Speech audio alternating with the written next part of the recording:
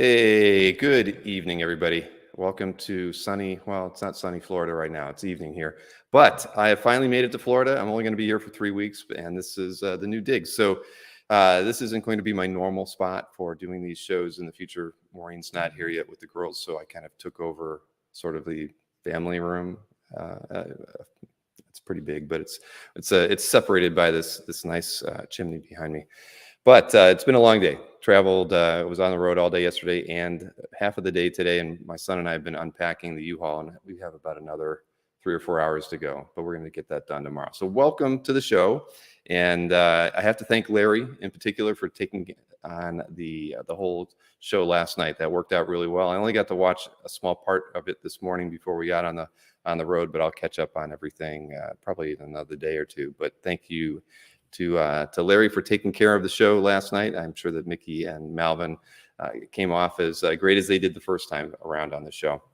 But before we get started today with Frank, I got a video clip that was sent to me from Nick about something special going on Friday. Apparently it's his birthday on Saturday. And so the Friday EXP show is going to be extra special with a bunch of discounted art and some fun stuff. So he sent me this little clip, and I told him I would play it tonight, and I'll probably play it on Thursday too. But let me give this one a spin here. Hey everybody, this Friday, May 13th, happens to be the day before my birthday on the 14th. I'll be 53.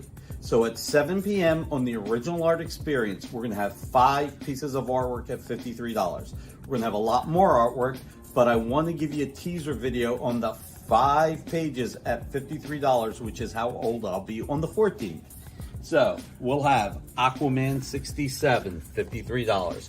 Weapon X number 4, $53. Silver Surfer 128, $53. Avengers number 50, $53. Last Defenders number 3. I can't remember how much that one's going to be. So this Friday, May 13th, the day before my birthday, it's going to be my birthday, but you get the presents because you're going to get the ability to pick these up at $53 each. And I will see you Friday at 7 on the Original Art Experience. And by the way, hit that thumbs up, share, and let your friends know. It's going to be an exciting Friday, and I'll be back with another video. See you Friday at 7.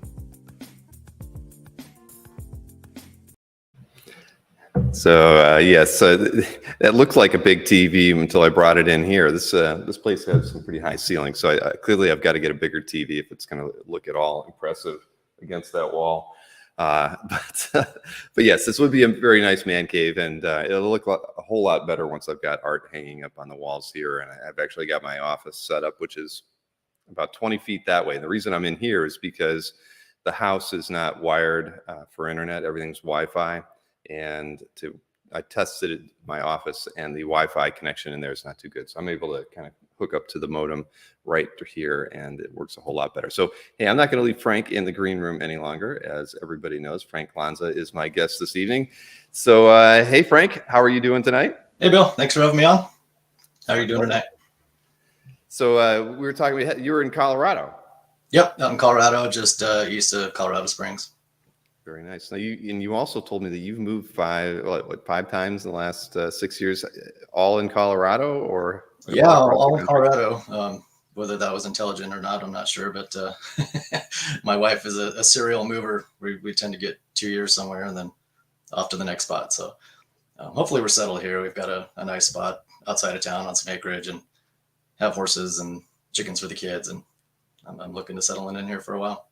Well, that sounds really nice. Chickens are high on our list as well. So I think when we get back down here in August, Maureen's already kind of plotted out a spot where I'm supposed to build the chicken coop. So they're fun. They're easy. Yeah, no, I lived in Maine for a couple years with a friend who had he had goats and he had chickens. So chickens, you let them out in the morning, and you make sure you close the gate at the end of the night, and then that's pretty much it. Yeah, that's pretty much it. Collect the eggs.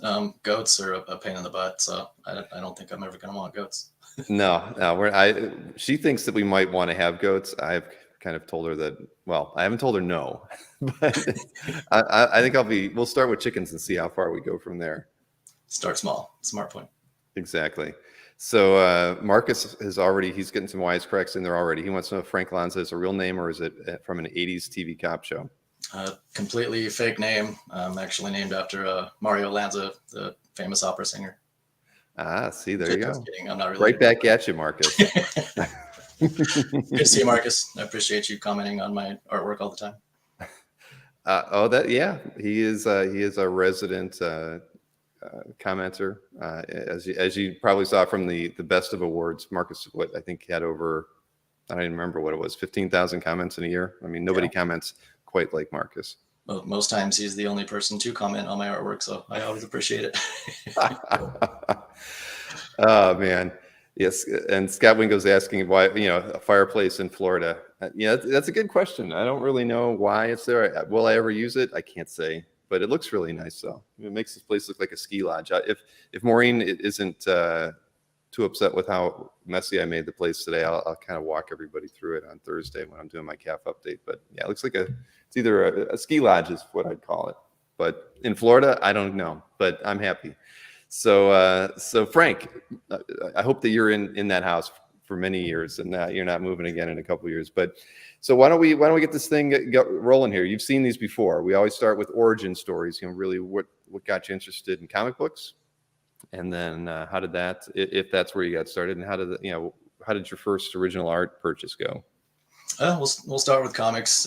My origin story is probably no different than most of the guys you've had on the show.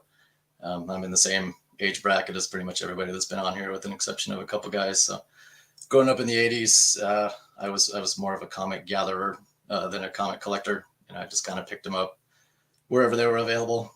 Grocery store, spinner rack, 7-Eleven, garage sales, flea markets, all those kinds of places. And they were never nice comics or kept in mint condition. They were definitely objects that got used and abused and read a lot. They weren't priceless artifacts like they are these days. So yeah, I had a nice pile of comics. When I was a kid, I used them for reference. I used to love to draw, and kind of like yourself, I wanted to be a comic book artist when I grew up. And unfortunately, my skill level never made it that far. So I am definitely not a comic book artist these days, but I loved it as a kid. I always had a pencil in my hand. I was always drawing. So comic books were out on the desk for reference material. So I'd usually grab a comic and probably fold it in half, which was a terrible thing to do, to get to the page that I wanted to look at and use it for reference, and just freehand all night long until I was too tired to draw anymore. I don't know if you back in the 80s, Transformers comics. If you remember the Transformers Universe series that came out. As a 4-issue deal, kind of like the official Marvel handbook version for the Transformers.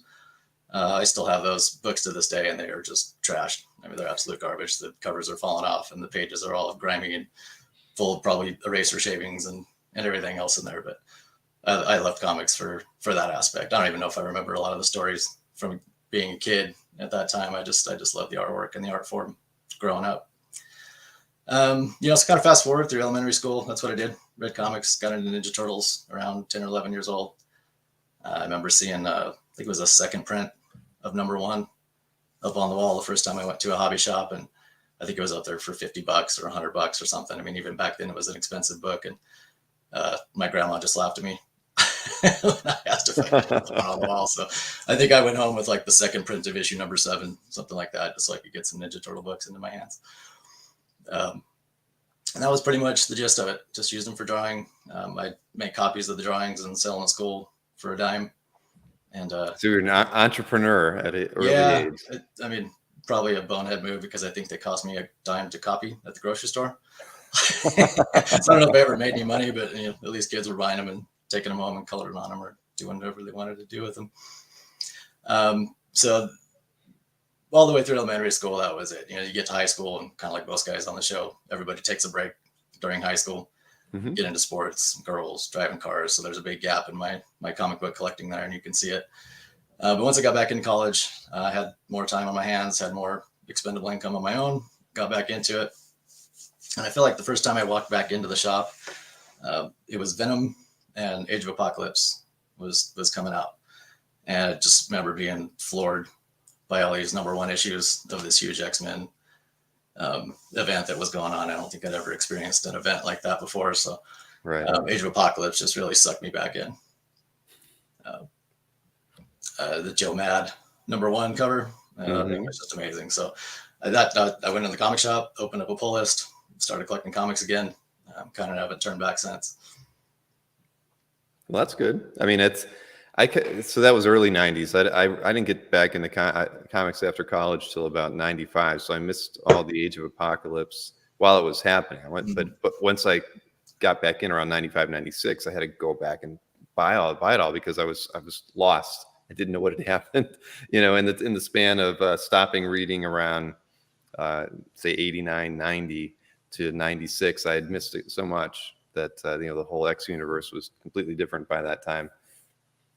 Yeah, that was a huge window for Marvel Comics, and especially X-Men fans like ourselves. There was a ton going on in that time period, and I grew up, liking the Claremont stories. I didn't have a huge appreciation for them until I went back and reread all that stuff in my early 20s.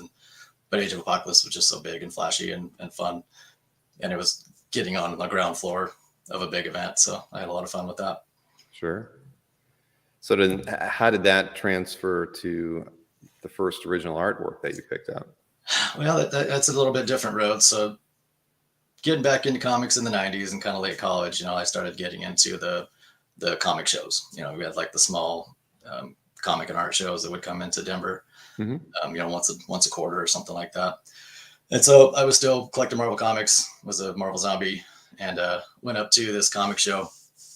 And this was probably when the Bad Girl craze was in full swing, and walking around looking at all the comics on the racks. And I saw the cover for Lady Death #1, that chromium cover, that striking Stephen Hughes portrait on that book. And it just kind of caught my attention. I was like, what the heck is this? I don't remember seeing anything like this in my comic shop. And did a few laps, saw a few Lady Death books on other shelves. I can't remember if Tucci stuff with she was out at the time or not, but Batgirl stuff was starting to pop up everywhere. It just really captured my interest. It was so different. It was kind of like heavy metal, in comic book format. So I went by, I was going to pick up the first issue, and I had missed the whole first couple of issues of Lady Death. So I was playing catch up, but I think they wanted $40 for that first chromium issue, and I didn't have that kind of money on me at the time. So I bought the first issue of the next series down. So that was Between Heaven and Hell, which was, I don't know if you remember Chaos Comics at the time, but they had a variant cover for everything. Oh yeah. They had a chromium, and they had a holochrome, and they had a black velvet, and any variation you could think of. So I got the standard chromium, took it home, flipped through this thing, and Stephen Hughes' pencils just kind of blew me away. So I got into that fandom pretty heavily. Getting in with Chaos Comics, I kind of got on the ground floor of starting up the fan club with the publisher, with a bunch of friends. And there's a guy in the group, a good friend of mine now, Dave Balance. Collecting the variant covers was a huge thing, just like it still is with these comics. And, you've got your one of 50s and your one of 100s and your signed books. And he came on the forums one day, and he was an art collector, and he kind of got into it really early. And he made a comment that just is still stuck with me to this day. And he says, those variant covers are cool and all, congrats on your on your one of 100. But I have, here's this original art. Original art is the only one of a kind collectible that's out there. And it just kind of, slapped me in the face being a completionist and really liking chasing those collectibles. And so that's what I started going in for. Started taking a sketchbook to those shows, seeing if guys had drawn them, mostly for free, because I didn't have a lot of money for artwork back then. Kind of got hooked by just filling up the sketchbook with whoever was at the shows. Right.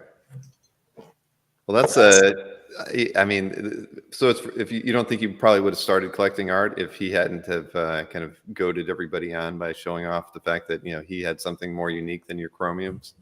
It's a good question. I mean, I feel like it probably would have gotten there eventually. Yeah. The art has always been what I appreciated most about the medium.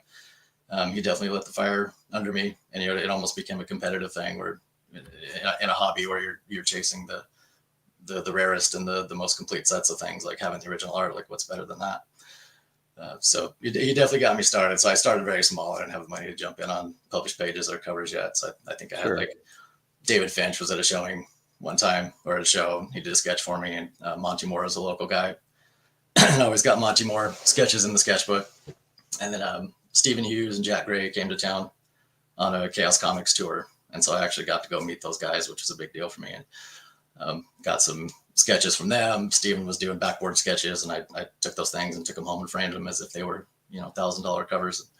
And that definitely got me fired up and going. Oh, that's awesome. And I apologize. Everybody's saying that my house sounds very empty. And give me some time, everybody. I mean, this move was primarily to get beds and dressers and a few things down here. The next trip I'll have a few more things in here and it won't have such an echo. But what am I going to do, everybody? But so, you have to forgive me. I have actually never read Lady Death. And one of the things I wanted to ask you about, Frank, tonight was give me a synopsis of Lady Death and why I should read it. And there's no reason that I haven't. It's just a book I never actually picked up. But I love Hugh's work. I really appreciate that. I've just never read anything.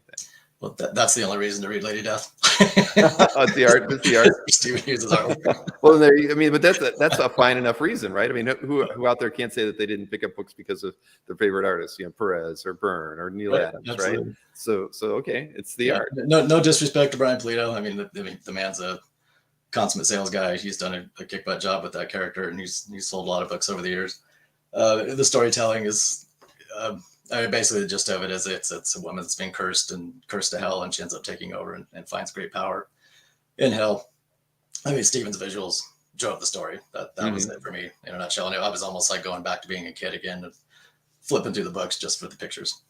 Sure. And he got me back into drawing again in college, and tried to become a comic artist for the second time, and didn't work out. But he definitely inspired me and got me moving. People are commenting on how awesome the statues are, so I don't think I can show. Well, there you go. I can actually show a little bit more.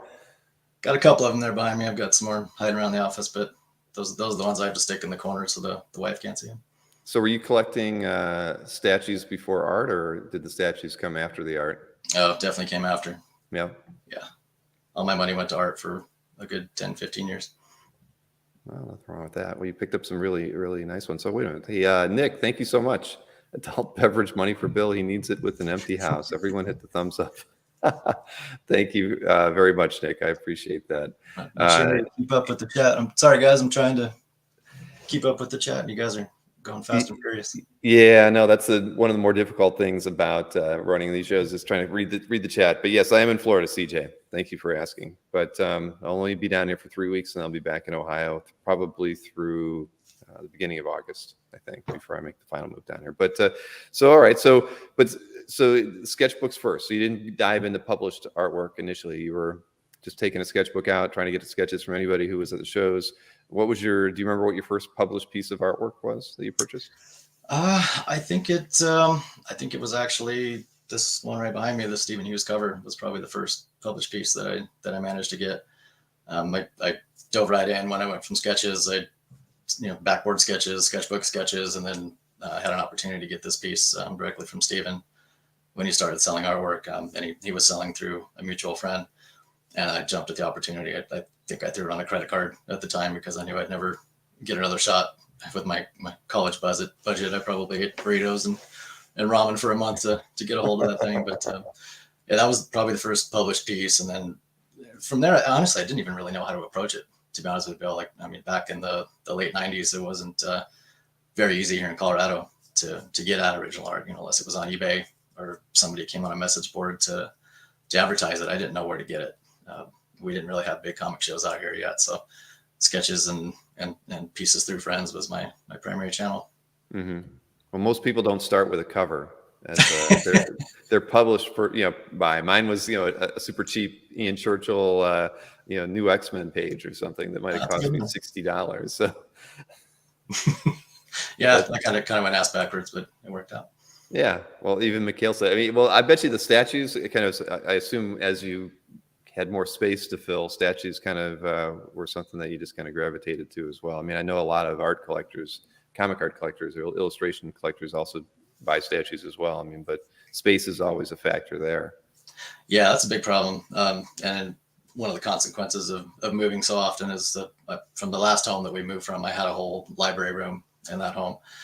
So I had, wall-to-wall shelving and places to put statues and trade graphic novels, plus my office, which is where I kept all of the original art. And then, we moved out here to property, so we downsized the home a little bit. So my whole collector life anyway is crammed into this one room. So I've got statues and comics and books and stuff just everywhere. That doesn't sound like a bad thing. Yeah, it's fun. makes it interesting while I'm working. So, so other than Lady Death and Stephen Hughes, I mean, what other artwork? I mean, we're going to look at a lot of different artwork in your collection, but what was the other early artists that you were kind of seeking out, or that kind of were turning on? I mean, even the ones that were inspiring you to when you wanted to be an artist yourself. Oh, definitely Silvestri. Mark Silvestri was a very early influence on me. Kevin Eastman, his style looked like something I could do. Peter Laird and Eastman, that's no slight to those guys, but they had a simplicity to the way that they drew, but there was so much style to their form. So I really gravitated towards their pieces early on, and I never got to own anything from those guys. Unfortunately, Silvestri I'm still chasing, but those two for sure. Being a kid growing up in the 90s reading comics, you have to go for 90s guys. So J. Scott Campbell was big towards the late 90s for me. Michael Turner, David Finch. I mean, probably anybody that was doing a 90s image book at the time was getting my attention. Mm-hmm. So hey, Hobby wanted to know which statue company is your favorite, or do you have one? Sideshow. Most of my Sideshow? pieces from Sideshow. So both of these behind me are the premium format statues. Then I've got some X-Men ones. I've got Dark Phoenix and X-23 and a couple other ones floating around the office. Very nice. Yeah, Sideshow makes a lot of great product. Oh, hey Nick, how's it going, buddy? Yeah, I was just going to highlight that. Thank you very much, Nick, for that super chat. Frank's a strong arm wrestler and a great guy. Hope to meet you at a con again soon. And speaking of arm wrestling with Nick Patera, there actually was something that was sent. Take a look at this, Nick. My moment of glory. But this seems like the face-off. Who actually won? Well, if you can tell by the lack of strain on Nick's face, he's a professional. I would never actually seriously try to arm wrestle Nick. He'd probably break my arm. Well, I was going to say, I talked with Nick, a few weeks ago, and I didn't realize, I first looked at you and I'm like, shoot, man, there's no way anybody could beat you arm wrestling. And then I looked over at Nick and I'm like, well, there's somebody who could. That was fun. That was at C2E2, and I got to run into Nick, and he was super nice to my daughter. Known Nick. We've been Twitter buddies a long time. So Sweet. Thanks for showing up, buddy. Oh man, yeah, that's fun. I've never arm wrestled anybody at a con before. Oh, cool. Well, I've got an arm wrestling story for you later when we get into some of the pieces. Ah, sweet. I know it was going to come up, but Nick opened the door, so we'll go there. Right. I was saving that. That was going to be my first piece of art to show off. But yeah, Nick, since he's there. Oh man. What was the other one? Oh, CJ just wanted to know if you still dabble in drawing. I do. I mean, mostly for my kids' sake, just to sit down and doodle with them and kind of keep the pencil moving. I'm not good enough that I would ever show anybody anything that I've been drawing these days. But I used to do a little bit of tattoo work, maybe like 10 or 15 years ago. So I would draw design tattoos for folks, and I've kind of let it languish since then. But I try and get back into it every once in a while. Well, that's cool. Yeah, I was the same way. I wanted to be an illustrator too, but really anything that I did was mostly for the kids. It was just drawing on their lunch bags, or just anything to keep them happy. But yeah, I look back on it, and we've done a lot of looking at that stuff while we were figuring out what to throw and away and burn and all that. So it was funny throwing stuff, and I tend to just burn a lot of that. And I was burning some stuff the other day, and it was funny just watching the pages kind of fall over of stuff that I'd drawn over the last 18 years with kids, just goofy stuff. That's the saddest thing I've ever heard. It was kind of, because I didn't go through it. My Maureen and the girls went through everything, and the girls kept they kept a ton of it, a lot of the stuff we did. So I can't wait to see what they chose to keep. Mm-hmm. But the stuff that they threw away, I was like, well, there's another lunch bag with a comic book character on it that I forgot about drawing, and that's awesome. Yeah, but I don't know, it was needed. Like I told you, we've been in this house for 20 years, so you kind of it was long overdue to. Yeah, you definitely can't take it all with you. That's for sure. No. Well, that's the Frank Joe method, is to just tear it up and burn it. That's what he was talking about. Yeah, when I had Frank on like 2 weeks ago as well, he was saying that he did the same thing. I'm like, man, people would buy your stuff that you're throwing out. You shouldn't do that. Steve Morger was there with them. That he threw in the fire, and he won't do it. He doesn't want them out in the world, so I don't blame him. Yeah, I mean, I get that. I've been contacted by artists before that ask, hey, can you get this person to take this artwork down? I did it early in my career. I'm not really happy with it anymore. And every time I Google my name and comic art, that page shows up, because it was the oldest one on CAF, and they can't stand it. And I get it. But I always say, well, I can't take it down. That guy loves that artwork, or he wouldn't be showing it. Yeah, exactly. So if you can't convince him to do it, then and I always thought maybe you should draw him something else. If you could draw him something else, maybe he'll take that one down. Yeah, he might trade it back. Right. But no, I get it. I totally get it. I'm pretty bad at drawing. Although I did some sketch cards for that Dueling Dealer set, and I saw those. It was fun. It was fun to get to actually try to draw well again, but it didn't work out. I bow to Sharon. Sharon did a great job. When I saw what she did, I was like, man, everybody has their own eye and their own view of things, right? On the way they approach even something as small as a trading card, and I realize I don't have it. I'm not ever going to have it, but that's all right. Yeah, I think I finally come to that realization as well. Like I can do it for fun, but nobody's going to want my sketches in their book. Well, you never know. But so let's see. Well, we could look at some artwork. I mean, want to do that? I mean, we got the arm wrestling bit out of the way. So I can tell you, I didn't order these. I actually ordered these alphabetically as they came. Oh, that's in. great. So I didn't really kind of set them up in any particular order. No, whatever comes out first. All right, yeah, this is a fun one. This is Madame Xanadu number 17 cover by Amy Reeder. So, and I'll just kind of preface this before we jump into all the pieces that I really did try to make the majority of the pieces I picked for the show to have either stories that related to the site, Bill, that you gave us to comic art fans. So they're going to be pieces that I either was able to acquire through the website, connections that I made through the site, person-to-person connections. And these days I don't typically buy from dealers very often. I really prefer to go straight to the source, whether it be an artist or a collector, and try and get the work that I'm after from them. I don't have any problem with the art drops. Felix has revolutionized the industry with the way he's created original art sales, but man, I get so disappointed in art drops because you don't get anything, or I can almost never win in a drop. So I kind of gave up on that model of purchasing artwork, and I've gone back to just working directly with people and getting things from friends and artists that I can have a shot at. But so this piece here by Amy Reeder, she used to be a local here in Denver. She used to live in Denver, and I caught up with her at one of those local shows. She was doing a signing, and I'm not sure if anybody has read her early stuff. She used to do a little kind of manga-esque book called Fool's Gold. I think she did 2 volumes of Fool's Gold. And so when I went up there, I went with my daughter, and she fell in love with the book. So I picked up Fool's Gold for my daughter, and she did a little sketch in the book. We went back and saw her at a second show, and at that point she'd been picked up to do the Madame Xanadu, and she'd been drawing it for a little while. So excuse me. So I picked her brain a little bit, and I had seen this cover as the book was coming out, and I just gushed about it. I gushed about her work and told her how much I loved everything, and if she was ever willing to sell an original, I'd be absolutely interested in having something. And she seemed kind of flabbergasted by that notion. I'm not sure if she had sold a ton of originals yet. I know she does most of her art sales now through Comic Art Fans. Mm-hmm. But she kind of acted like she was just stunned. She didn't know what to say. She was like, well, let me think about it. Nobody's asked me that.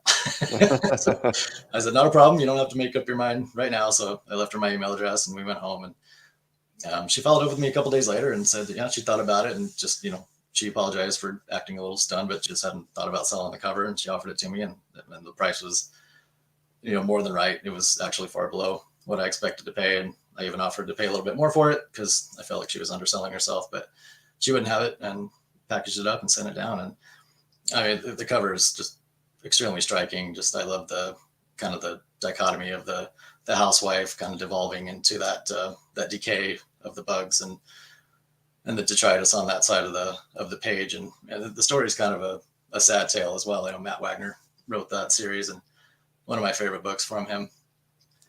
So it's super, super proud to own a cover from the series. And Richard Friend does the inks on all of these, and this is actually one of the few that he inked over her pencils. There's quite a few of them that he inks over blue lines, so there's separate pencils and inks out there, but this is one of the covers that are inked directly over the original art. That's beautiful. It really is.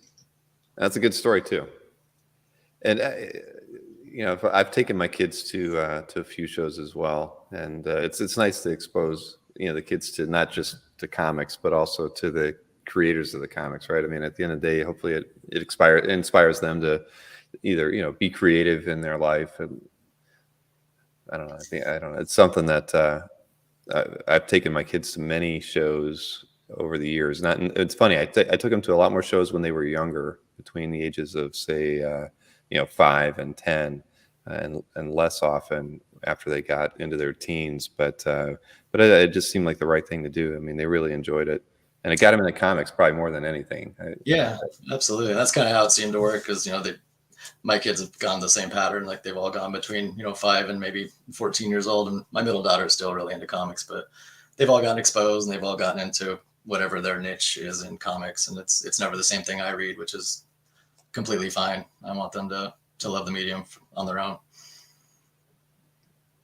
All right, that's fantastic. I was going to highlight a comment from Ron, just because I don't think the Peach Momoko piece is one of the ones we picked tonight. No, I didn't actually throw that in the lineup for tonight. I just recently got that piece from Peach. Probably not like a great story, but I did go directly to Peach. I've been loving her work. I mean, her covers are usually the best thing on the shelf. Anytime you see one, it's a Peach Momoko cover. And so I've just been scouring high and low for something from Peach for quite a while now. And I just kind of got tired of not finding anything for sale, or they'd be sketch pieces of a commission that somebody had gotten that they were parting with, and it wasn't really what spoke to me. So I just went straight to her. I messaged her on Instagram and opened up the conversation, and she has work for sale and super easy to work with. So if anybody is interested in a piece from Peach, I'd go ahead and shoot her a message, and it's probably one of the most pleasant and easy transactions I've had directly with an artist in a long time. Well, that's good. That's great. I think it's the fact that you're going direct with the artists and circumventing the reps and everything. I think that's probably somewhat challenging, but in a weird, like you said, if it's at least you have what the opportunity is out there, right? When you talk to Peach, I mean, did she give you a couple? Did you say were you looking for that particular piece, or did you just say, what do you have available right now? Yeah, I had to start the conversation with that because she sold so many pieces, and there's quite a few out there in collections already. And the intention is never to circumvent the dealer either. I don't want to.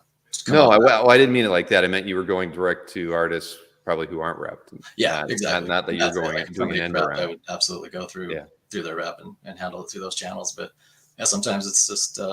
Was it Josh that you had on recently? And he had some pieces in his collection that he was highlighting, and really his message was sometimes you just have to ask. You don't know what's out there until you ask. And what was that one? Was it that Ron Lamb or whatever it was that the guy sat on for 30 years? Right. The weasel piece or whatever it was. It's like, maybe nobody else did ask, but you have to ask to know if it's out there. Exactly. I mean, you just don't know, right? I think that's cool. I think that's. I've always been like. I think I wouldn't ask. I end up being more focused on what's available, whether it's in the classifieds from a collector or it's on a dealer's website. But I think it might be more fun to kind of reach out and see what's available. Yeah, it's gotten that way. I'm kind of the same way. I was never really wanted to approach people, or I'm kind of introverted like that, but it's gotten to be more fun over the years, and especially with the way art collecting is nowadays, where it's so expensive to try and compete with auction houses and dealer drops, that you've got to find other ways to get pieces that you love. Sure. No, I'm with you there. Let me pull up another artwork here. All right, cool. So Art Adams, Johnny Future. This piece was originally a commission. This was in Tony Marine's collection. Oh, cool. He runs the Comic Ink King site and kind of funds his collection by selling pieces out of his collection. So he's kind of a guy after my own heart. This is another one of those deals where I had a bucket list of artists that I had to scratch off, and everybody wants an Art Adams, right? Of course. I actually had an Art Adams before this. I have a commission that he did for me at Denver Comic Con. So that one of the sketch pieces that he does at the shows, which is wonderful, but I was really looking for something that was a little more, either published or, maybe like cover quality, higher grade commission than what I already had. And same thing, I used the comic art fans machine and started scouring classifieds and people's collections and sending messages and reaching out on pieces and getting shot down quite a bit. And this one eventually came up for sale through Tony. So I sent him a message directly, and kind of being the art hustler that I am, I asked if there was any wiggle room on the price. Didn't want to sound naive, but you have to ask. And of course there was no wiggle room on an Art Adams piece. So, but he was super fair, offered me some time payments, and I moved some things around to make it work. And I love it. It's stunning in person. The inking on this thing is just out of this world. Yeah, no, I love Art Adams. I've never owned, I think the only pieces I've ever owned by him were prelims, so nothing inked. But yeah, if I ever had the money, I would definitely love to get something by Art Adams. And this one worked out really well for me too, because Johnny Future is such a fun story, and it's one of those. I guess it's a creator-owned character of his, and it ran in the America's Best Comics in the Tom Strong series that Alan Moore put out. I love Tom Strong was great. I love that series. Yeah, such a fun book, and these ran kind of anthology style. They ran every month, and little short stories that were sci-fi pulpy stories, and Johnny's just kind of like the feckless heroine that's buxom and beautiful, but gets out there and kicks some butt and runs into weird situations with monsters, which is his favorite thing to draw. So it was kind of the best of all worlds for Art Adams stories, and I kind of secretly wish that he'd go back and give us another story or two, but he's a busy guy. Yep, and he's not known for being quick, right? I mean, at the end of the day. Yeah, but that's okay. We love, his style is so incredible that I don't care whether he was fast or slow. Whatever it is, whatever his speed is, he should just stick to it. Because, I have no problem. Exactly. Well, that's cool. That's a really nice piece.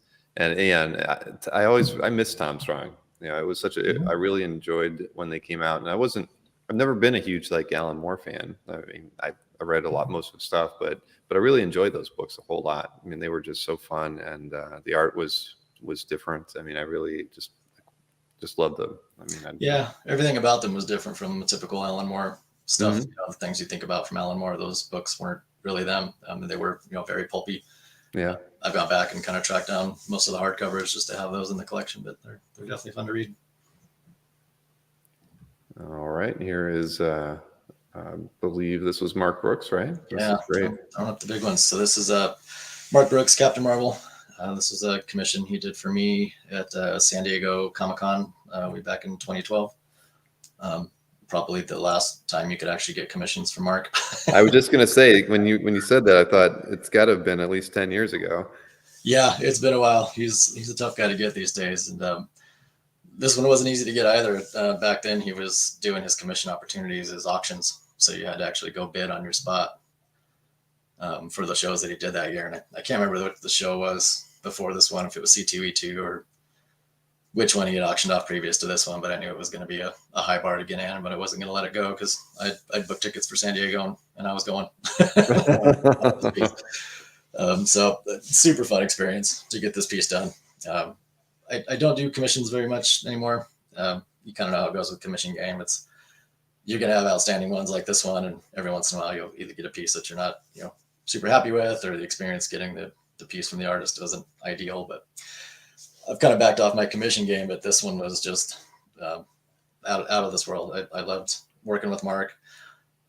He was so fun to talk to when we did this piece. I was collecting a lot of Miss Marvel pieces at the time, so she was my favorite character back at the time, and I was reading all of her books. And then when she transitioned over to Captain Marvel, I really wanted to start switching my theme up to Captain Marvel pieces. What's the size on this one? This one's pretty big. It's 14 by 21. Dang. No, that's beautiful. I mean, Mark Brooks is just amazing. Yeah, so I had a blast doing this one. I mean, he gave me his phone number after I won the auction. He's like, give me a call. Let's work out the details. And I think I literally called him on the drive to the airport as I was coming out to San Diego to fly out there. We kind of kicked the piece around. I gave him the character that I wanted, and He had never done one before. Obviously, this costume and everything was brand new. I don't even think the book was out yet. So he had to go hunt down some reference to do the piece. And it was when he was doing those commissions, he was supposed to do them at the show. Or at least that was his game plan. You know, he would sit at this table and draw and then work on that one piece the whole weekend. And, you know, everybody that's been to San Diego Comic-Con knows that you really can't get anything done at that show. So the poor guy, you know, I'd come by his table, you know, once a day just to see how he and Lisa were doing. And he's just getting his butt handed to him. He was selling books hand over fist and getting sketch requests. And, you know, every time I came by, he just kind of gave me this apologetic look like the piece wasn't going to get done during the show, which it didn't. I was just going to say, when did you actually get it? Yeah, I honestly don't even think he was able to start work on it during the show. Like maybe he'd started like preliminary sketches or whatnot. But at the end of the show, you know, he was super apologetic. He wanted to send me home with it. It wasn't going to happen. I was completely fine with that. I knew he was going to knock it out of the park either way. So he promised me that he'd take it home. That it's larger because of that. He was normally going to work on 11 by 17, but he said since I had to wait on it, he was going to, you know, give me a bigger and better piece. And so it worked out in my favor that the show was so busy. And he was going to mail it to me. So, you know, checked in. I think San Diego was into July. Mm-hmm. And he'd been working on it for a couple of months. And my plans worked out that I was going to travel to New York Comic-Con that same year. And so I told Mark, I was like, hey, you know, don't rush yourself. If you just want to wait until New York, then I'll catch you in New York and we can do the handoff then. And it worked out? That's where you are? Yeah, it worked out. So I gave him the extra time to work on the piece and he put everything he had into it. And he brought it to the show and he left it on display at New York Comic-Con for the whole show. And then at the end of the show, I got to take it home. So I was super happy to pick that one up. So that's Rich Cirillo was mentioning that he had seen it somewhere. So that must have been at New York Comic-Con. Mm-hmm. Since Rich is he's in the New York area. Yeah, he got a lot of offers to buy it that weekend. So I'm sure. Let's see what else we got here. I was popping around in the chat just to see, make sure I didn't miss anything. Yeah, I'm trying to keep up as well. CJ asked if it was an airbrush background, but I would assume not. I mean, he uses Copics and whatnot, right? Yep. Yeah, it's all Copic. Copic, sorry. Yeah, no, that's fantastic. So we're gonna move over to a color piece. All right, yeah. This one is Assad Rabik, or is it Rabich or Rabik? I can never pronounce it. Anthony says Rabich, and I thought he was doing that as a joke, but he swears that's what how he pronounces his last name, which is still doesn't feel right to me. But yeah, I might avoid that one just in case. Yeah. So this is Assad. This is the cover to Uncanny X-Force number 17. This one's painted in acrylic, 11 by 17. I'm not sure have you read Uncanny X-Force, Bill? Yes, I have. Yeah. Okay, so I don't know where it stands for you, but you know, being a lifelong X-Men fan, it's probably my favorite modern series. Yeah, I liked it a lot. I can't really think of any other book that, you know, fired on all cylinders like Remender did on this one. So the Dark Angel saga in this book was just so much fun to read. And these are my two favorite characters as well. You know, Archangel and Psylocke. And this is kind of the throwback to the Lady Mandarin design that Jim Lee did back in Uncanny X-Men. So it's all, you know, kind of part of a darker storyline there. But I wasn't even really looking for this cover. I got this from Anthony back when he was selling all these pieces for Assad. And I just knew I needed something from the book, and I was looking for interiors. And when I saw that Anthony actually had these covers available, I was floored. So I contacted him right away and worked out the purchase. And this is also, after all my years of collecting original art, this is the first one I ever had framed. I had never framed a piece of original art before. I'd kind of put them in like cheap poster frames and put them up, and then got terrified of ruining them in the sunlight and took them right back down. So I got this one professionally framed, and it was the first one I was able to display. Oh, that was a good choice. I really like this piece a lot. So that's, no, you know what? I mean, as far as framing artwork, I mean, have you framed anything after that, or is this the only one that you've done? No, I definitely got the bug after doing this. So I've custom framed quite a few pieces since this one. The Captain Marvel Mark Brooks piece is also framed, and I've got all the pictures of the custom framing up in my comic art fans galleries. People want to check them out. I've done quite a few of the Stephen Hughes pieces as well. Very, very cool. So before that, you were using more like temporary type frames. Mm-hmm. Yeah, probably a really bad decision. Stick them in those poster frames with whatever poster board. It's not. Hey, but I did the same thing though. I mean, on cheap stuff, I used to have there were like those clip frames where it was kind of a backing that was masonite and the front was glass, and you just put a couple clips around the corners of it, and it was really easy to swap art out. So I did it. I bought like a case of them, but yeah. I got scolded early on when I would show pictures of hanging those on the wall in my CAF gallery, and I stopped using them about 10 years ago. But they were so convenient because it was like every time I come back from a show, I would put in a new piece of art. Yeah, exactly. And it was fun. I got to see what I got and see it for a few weeks or months or whatever. But yeah. Started doing that again with like sketches, like the smaller, maybe like 9x12 sketches and things that I have that aren't super duper high end, but I just want to look at them for a month at a time. I'll pull them out and slap them in a Walmart frame, and I can at least look at it for 30 days and then throw it back in the portfolio. Mm-hmm. I don't blame you. Sorry, I'm just reading through the chat again, make sure I don't miss anything. I hate to tell you, on this next image, I actually put I blurred the naughty bit, and then okay. I didn't know if I needed to warn you on this one, but no. And it's funny. I think it's only because I'm tired. I was like, oh, I should blur that, and then after I did it and I set everything up, I was like, I shouldn't have blurred that, but I did. So I can't take it back because I've committed it to a slide. It's forever etched in stone. Yes, but come on, it's Frank Cho. I mean, I shouldn't have done that. Everybody wants to see Frank Cho draw, nibblies. Mm-hmm. So obviously Frank Cho. This is Deja Thoris fighting a Thark. I think that's what those guys are from John Carter. This is a pencil piece, and so this is one of the ones that I'm going to credit to you, Bill, for enabling me to spend money on artwork. I got this one directly through a collector on Karmic Art Fans.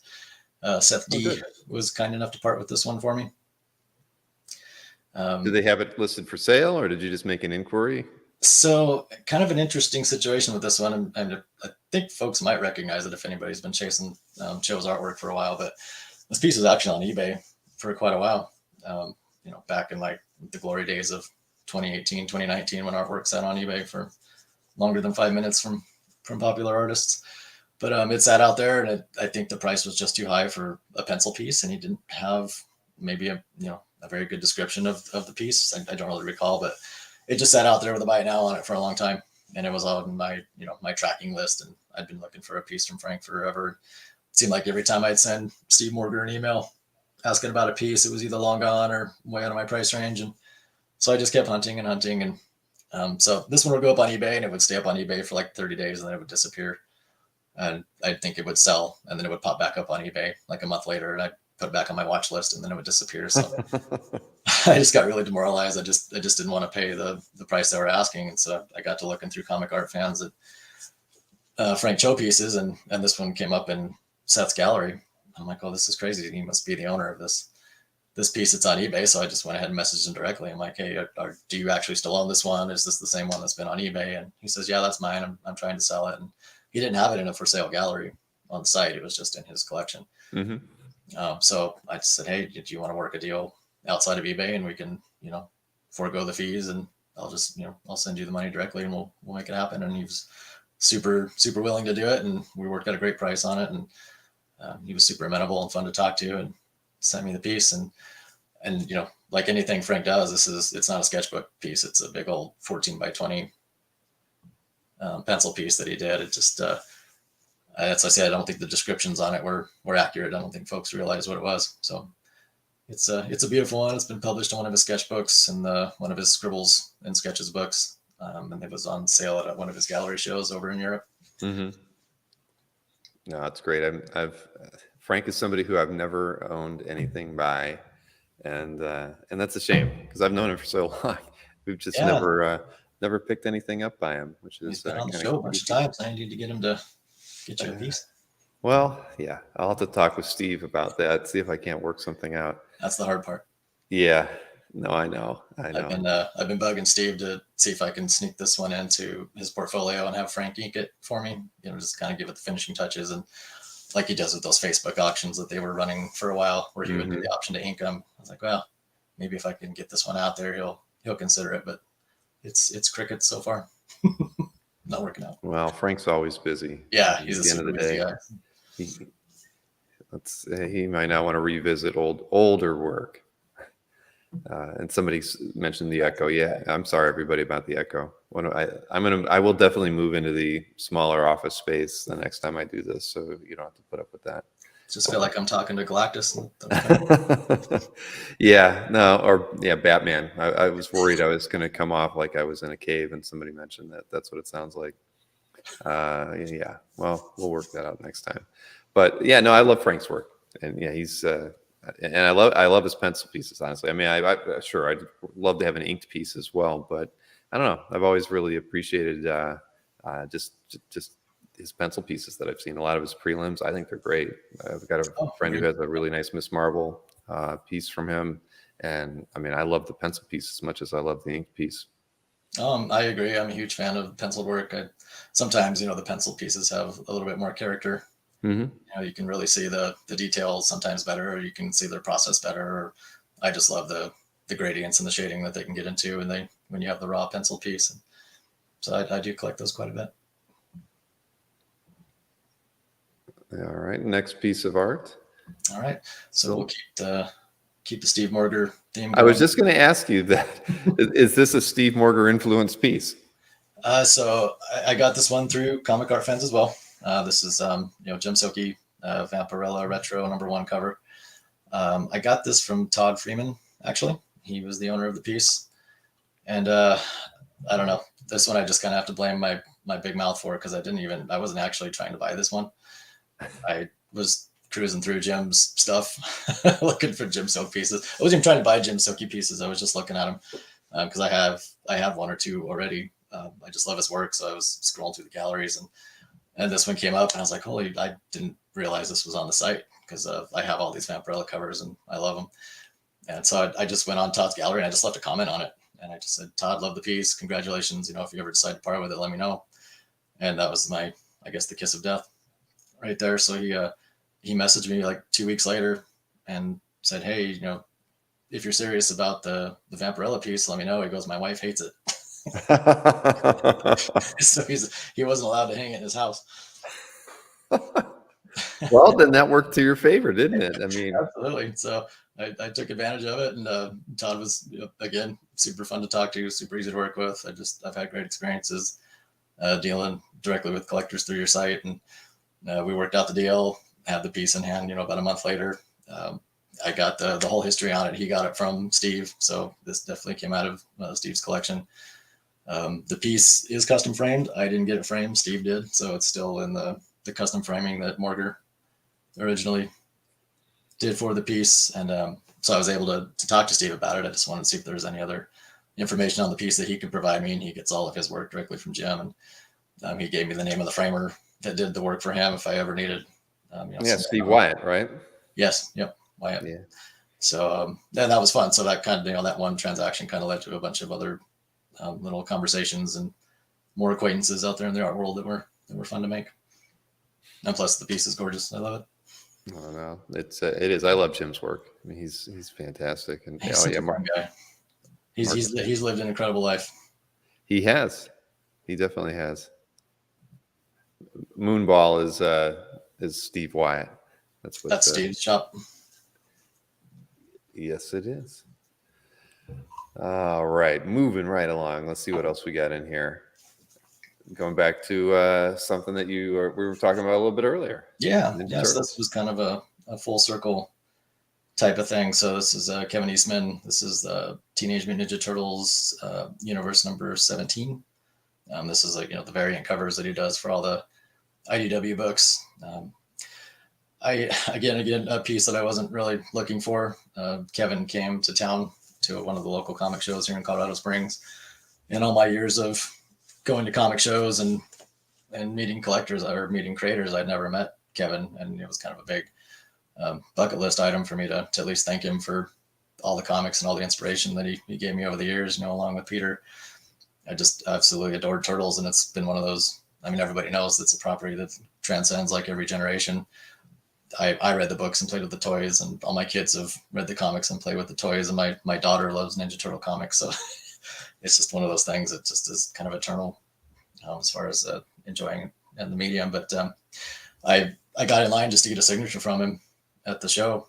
And, he had a pretty decent line going, and I was going to try and get on his sketch list. He was doing sketch covers. I think he sells them for $50 on one of his blanks. And I got in line to get one of those, and I got up to the front, and we're waiting, and they kind of shuffle you off to the side while he's doing your sketches, and you chit chat. So while I'm waiting, there was a portfolio sitting on the table, and like a big dummy, I started flipping through it. And Leonardo is my favorite turtle. And I was, if I ever wanted a piece, it would have to be a Leonardo piece. I'd take a team piece, but if a singular character came up on one, I wanted Leonardo. And then this one just kind of slapped me in the face as I'm going through the portfolio. I stopped there, and his wife Courtney was standing there, and I'm like, "Are these for sale, or are we just are we just looking?" Because there was no prices in anything. No prices. Right? The portfolio wasn't even really like out there for kind of general consumption. It was off to the side of the table, and I asked if I could flip through it, and I saw the piece, and she's like, "Oh yeah, everything in there's for sale," and she gave me the price, and I just shook my head. I'm like, "Oh, that's awesome. I can't afford that." And so I waited off to the side, and it was getting late in the show. The show closed at 7, and he was still doing sketches like 6:45, and I was still waiting. So he, graciously, he's still talking to everybody and super friendly, and got to tell him how much I loved his work and how much it meant to me. And I got my sketch, and as he's doing the sketch, I flipped through it one more time, and his wife was like, "Do you really want that covered?" I'm like, "Yeah, but I can't swing what you're asking for it." So she pulled me aside and threw me a number that was just ridiculously low. And I don't know if she just did it because she knew I was a fan, or if they were trying to move some pieces before the show ended or whatnot, but I couldn't pass it up. So I bought the cover. They made me stay after the show because he finished all the sketches, and he wanted to talk to me, and he wanted to present me the cover and take pictures with me. And we chatted probably for another 30 minutes after the show closed, and just probably one of the most memorable experiences I've ever had with the creator. He was just such a great guy. So I was going through your CAF gallery. I linked it in the chat, but I was just going to check to see if you actually put the picture of you and Kevin. I don't think that's up there. I'm trying to get better with my additional images. I don't know if it's up there. No, it wasn't on that one. That's why I was just checking. I was going to. I'll dig it out. I've got it for sure. Well, that's It's basically just me with a big old cheesy grin on my face because I was so excited to meet him, and it just ended up being like the perfect interaction with the creator I've idolized since I was a kid.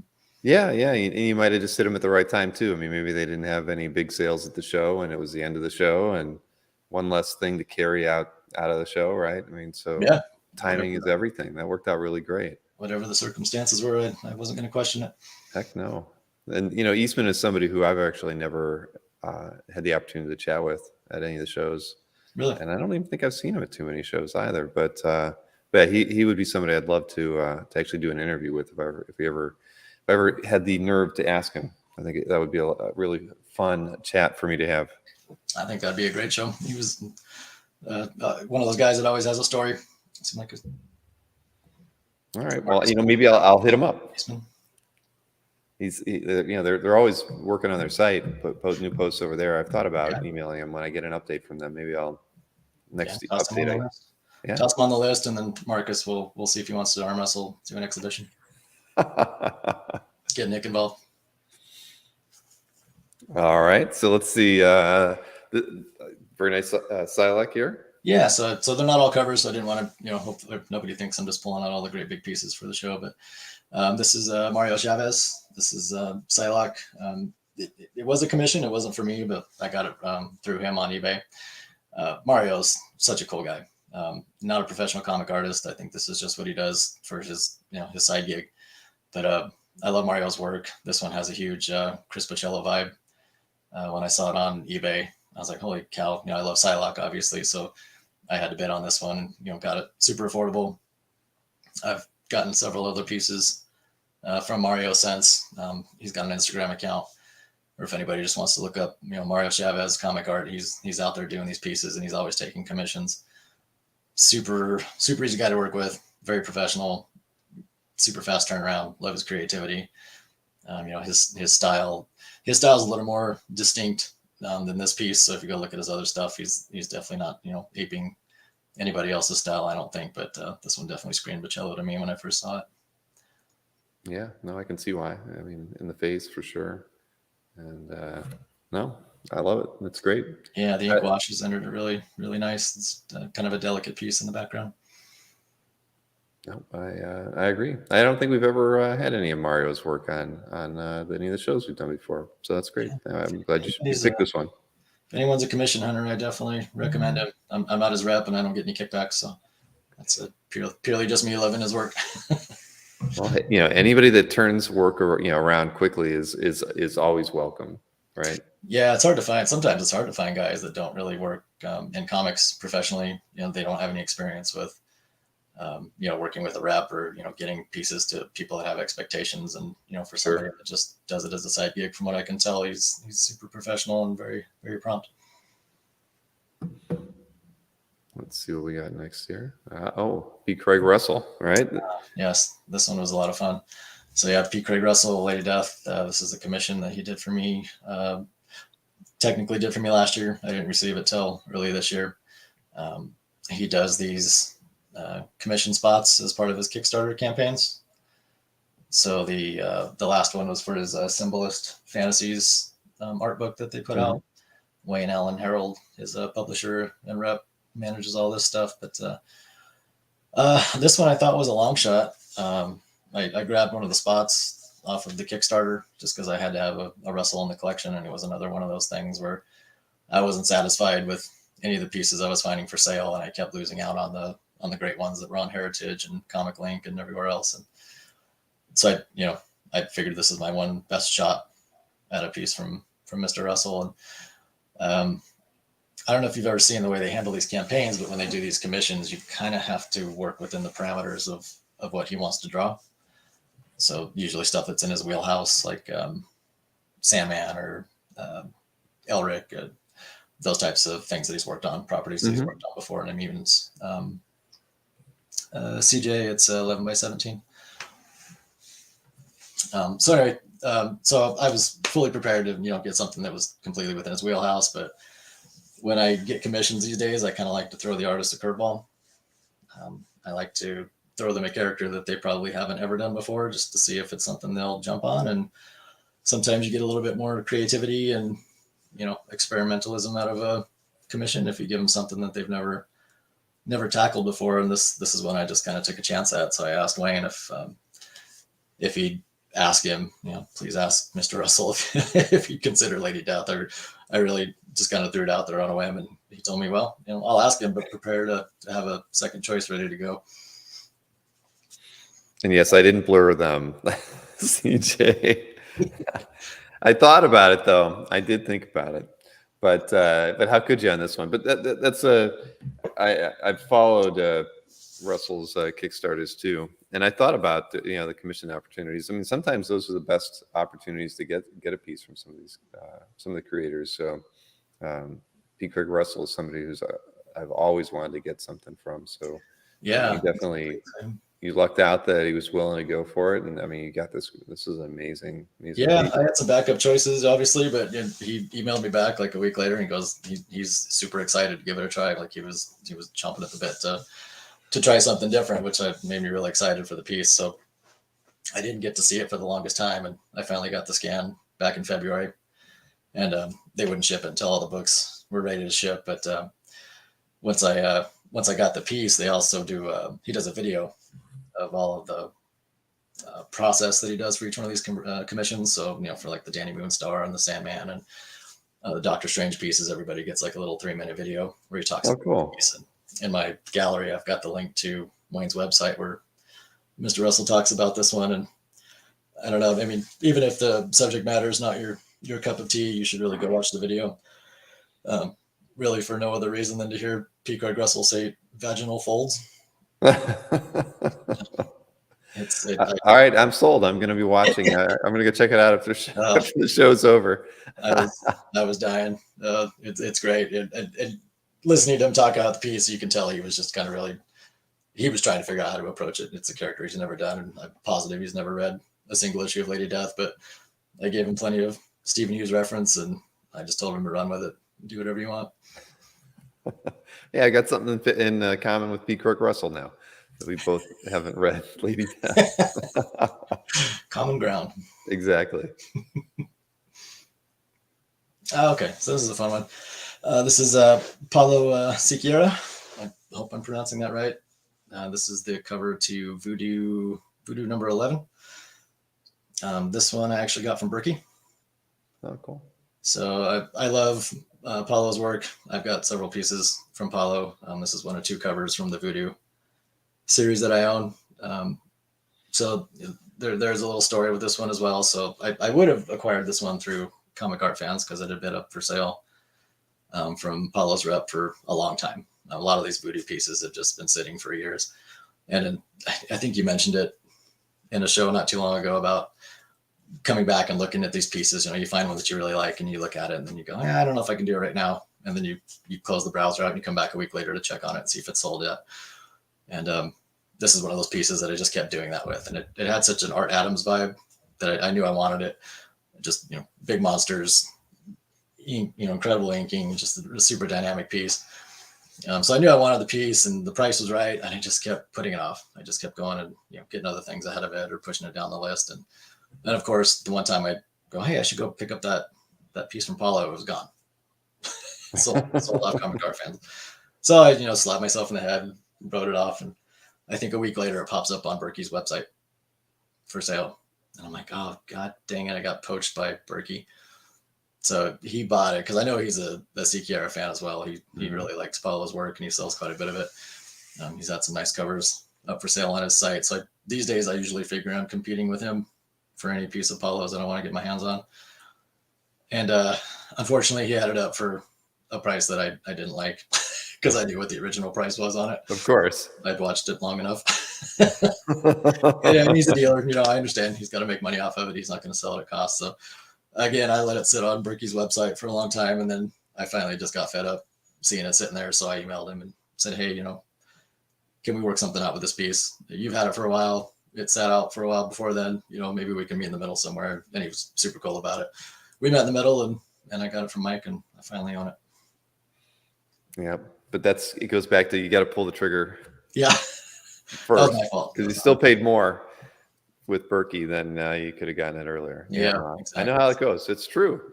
And I told you, I really do. I do it all the time where I look at a piece for weeks and months.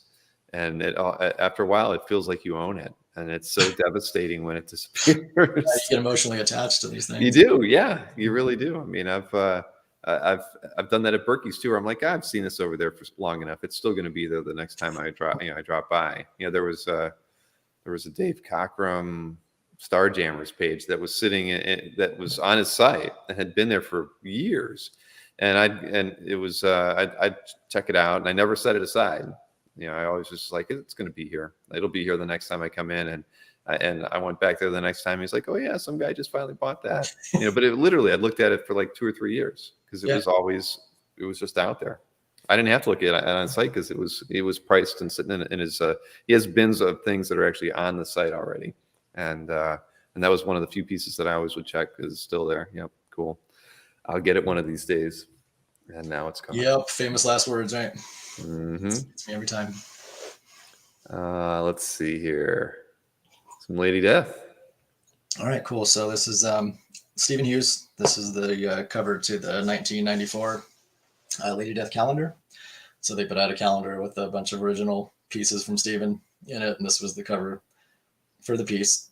So there's obviously a story with this one too, and it does involve Comic Art Fans.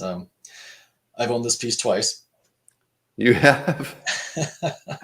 Yeah. I have a sense there's going to be a story of regret here. Oh, for sure. Absolutely. Obviously, I love the piece. This is like one of the most, just kind of heavy metal-esque Lady Death pieces that I think Stephen ever did. He's got a lot of cool pinup pieces of her out there, but this one just screams like magazine cover to me. So I originally owned the piece like maybe way back in 2001, 2002. eBay purchase actually. So got it for a bite now off of eBay.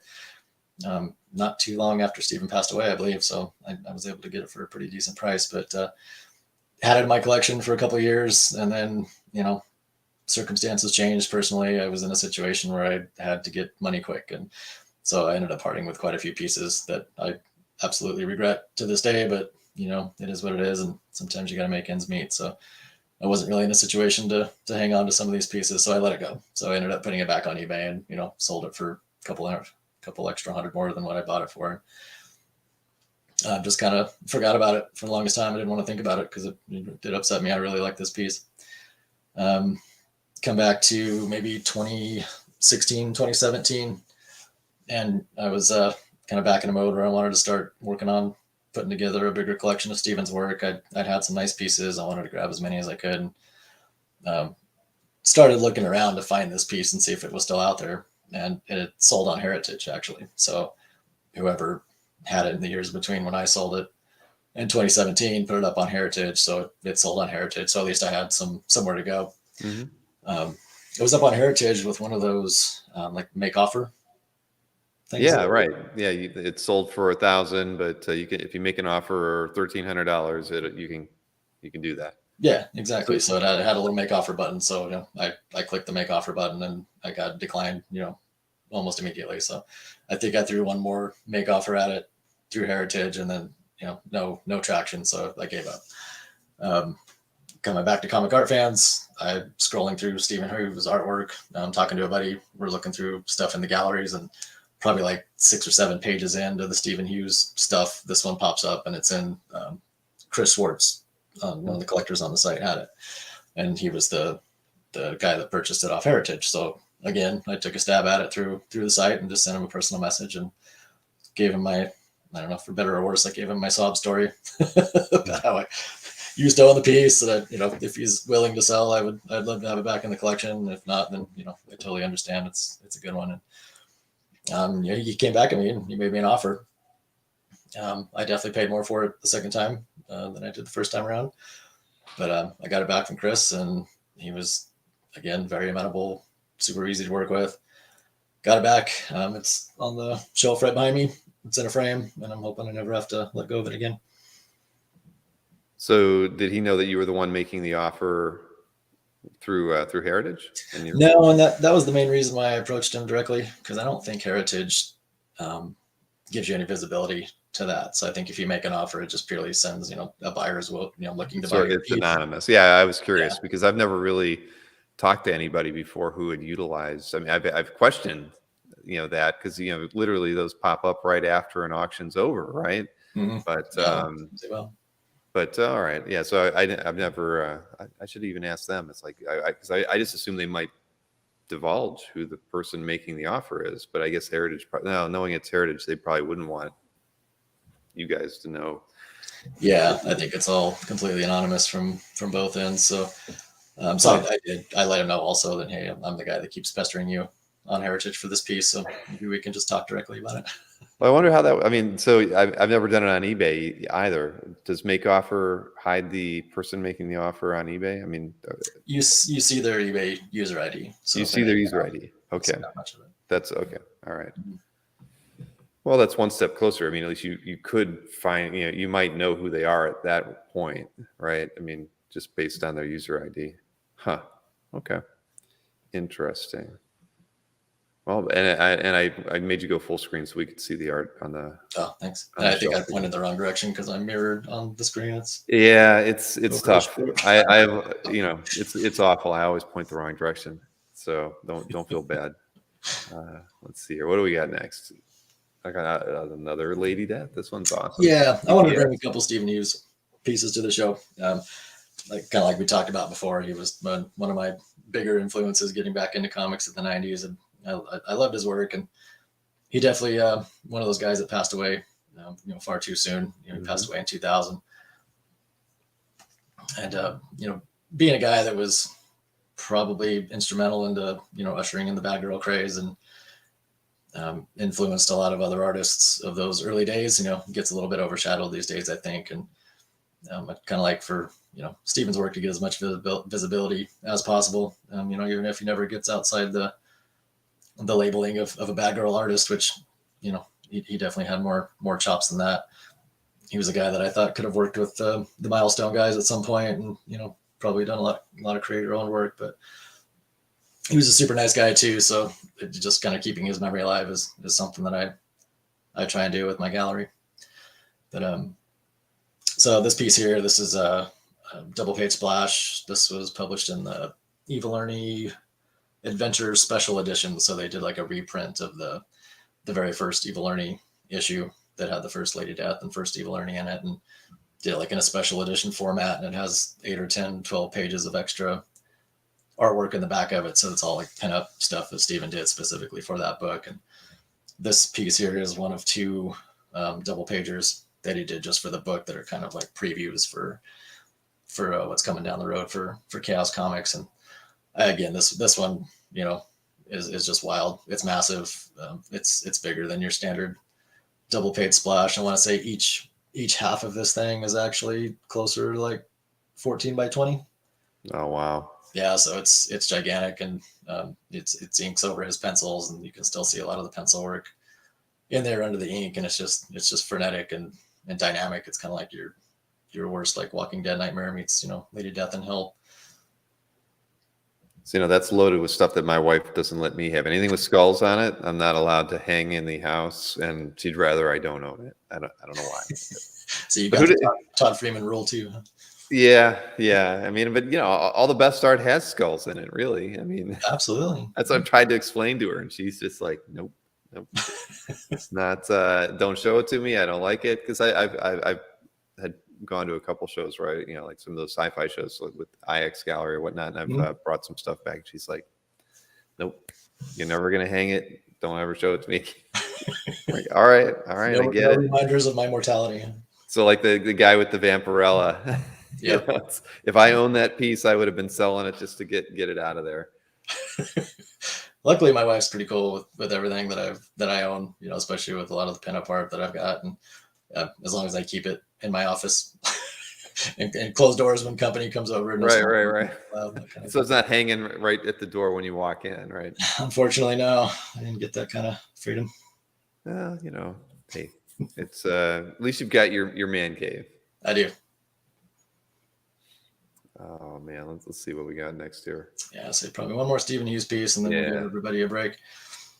So this is a page from Evil Ernie, Youth Gone Wild #1. So very first issue of Evil Ernie, first appearance of Ernest Fairchild in here. This is, you know, Ernie's alter ego before he becomes the kind of the undead psychopath that is Evil Ernie.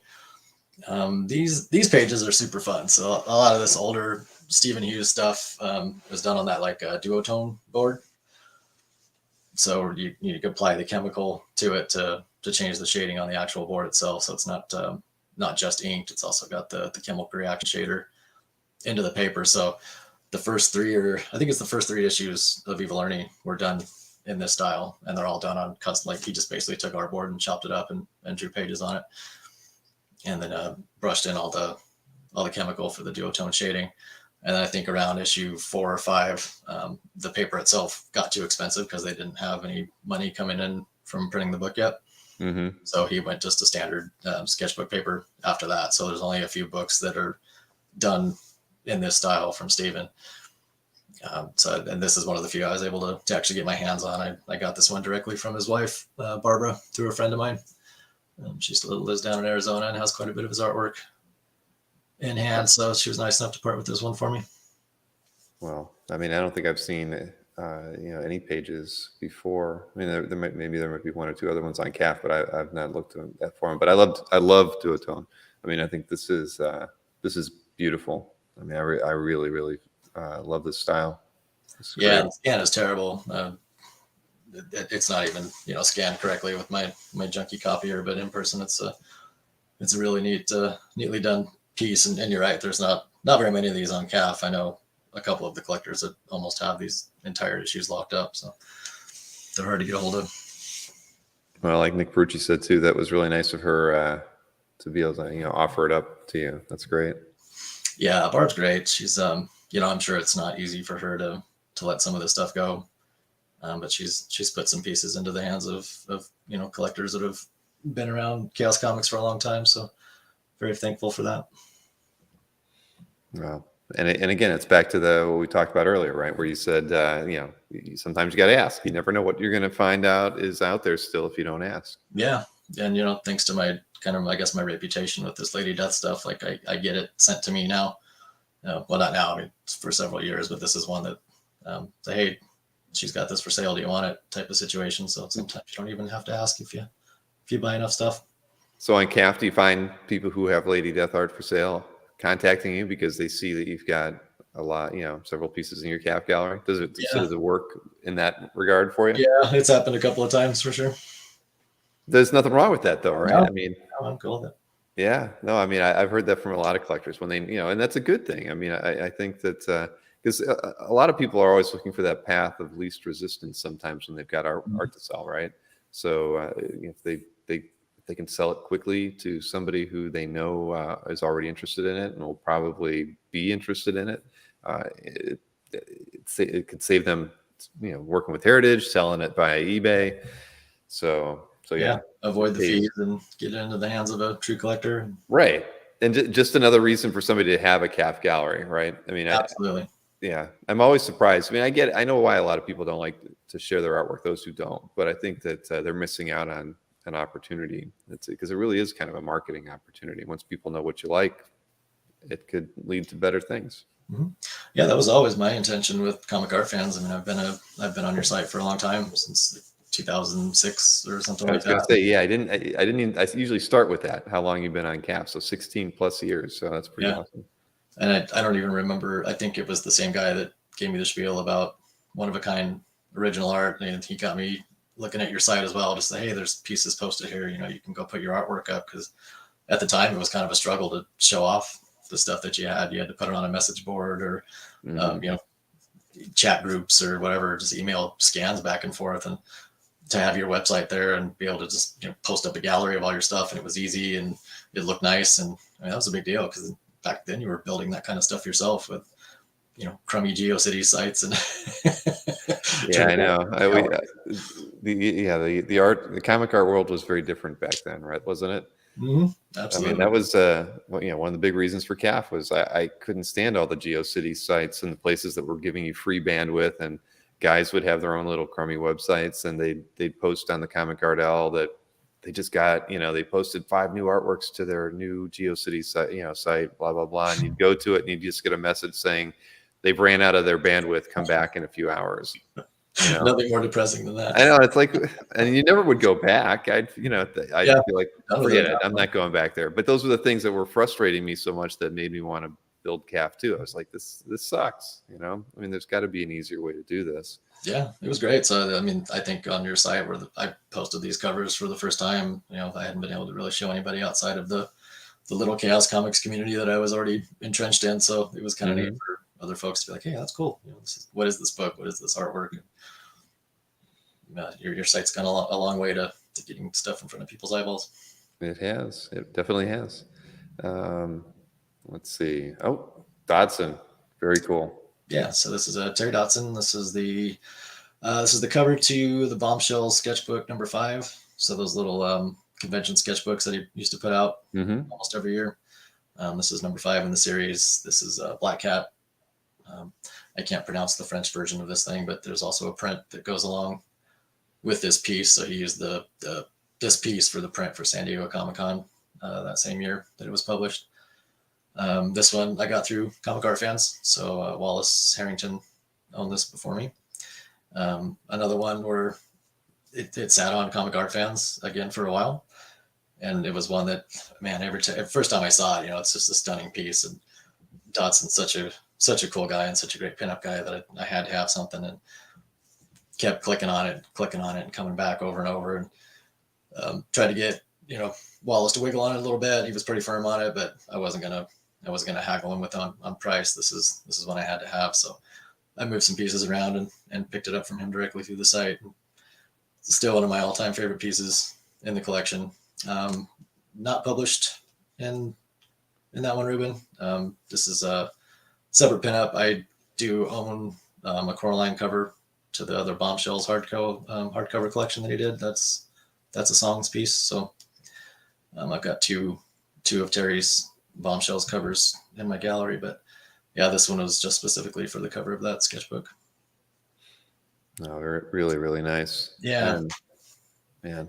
And this one's been fun because it's, again, it's, you get these pieces sometimes and they just kind of lead to other conversations and other, relationships that open up. And, working with Wallace was great. And then after I posted it on Comic Art Fans, I think this was 2018, I got an email from Terry Dodson about the piece, and he saw it in my gallery and he emailed me and said, hey, I never got a good scan of this one when I owned it. And he was doing a series of pins, kind of like the Disneyland style Yeah. pins. So a bunch of artists in San Diego that year were doing their own pin, and it was kind of like a walk around the convention and collect them type of thing. And he wanted to use the headshot from this piece for the pin. So I was, able to send him a high-res scan, and he got the pins made, and he sent me a pen and a sketchbook with a sketch in it. And kind of ever since then, I'll shoot him an email once every couple of months just to see how he's doing and see what kind of artwork he's got available and talk about what's coming up with Adventure Man and things like that. So it's been a cool relationship to start with him. That's cool. Yeah, I haven't checked out Wallace Harrington's CAF Gallery in a long time. So that's I just pulled up his CAF Gallery. I'm going to go through it after the show here. It's pretty impressive. I haven't been through it in a while either, but I remember spending a lot of time there. Yeah, I mean he's been on the site for a very long time too. December 2004. Wow. Yeah. All right. No, that's good. That's why I love doing these chats, because it reminds me of CAF galleries and other, collectors that I haven't looked at their stuff in a long time. So now Wallace is somebody who's been on the site, was an early adopter of CAF. Yeah, absolutely. And Terry's pretty active on CAF too. I think he's doing most of his art sales through the site now. So he does. Yeah, no, I know. I've always meant to hit him up for an interview sometime, but maybe later in the summer.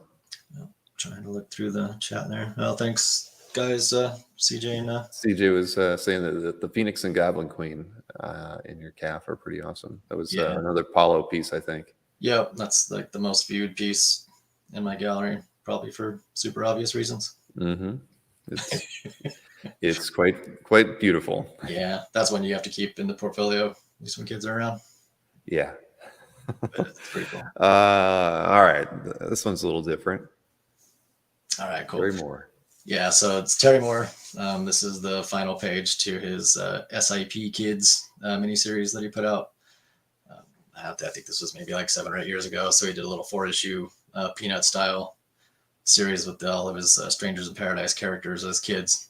So it's, Francine and Kachu and Freddie and the whole gang as kids, getting into trouble and doing funny stuff. And I'm not sure how many people have actually read the book, but it's really fun. It's super delightful. And this is one of those deals, like you were talking about, Bill, where you get your kids into the hobby and they gravitate towards their own things. And this book just was right in my daughter's wheelhouse. She just loves cute stuff. She likes, like the Wallace the Brave style and Bone and those types of cartoon books. And so this was kind of a way for me to sneak her into the Terry Moore universe, because he's a guy I just absolutely love.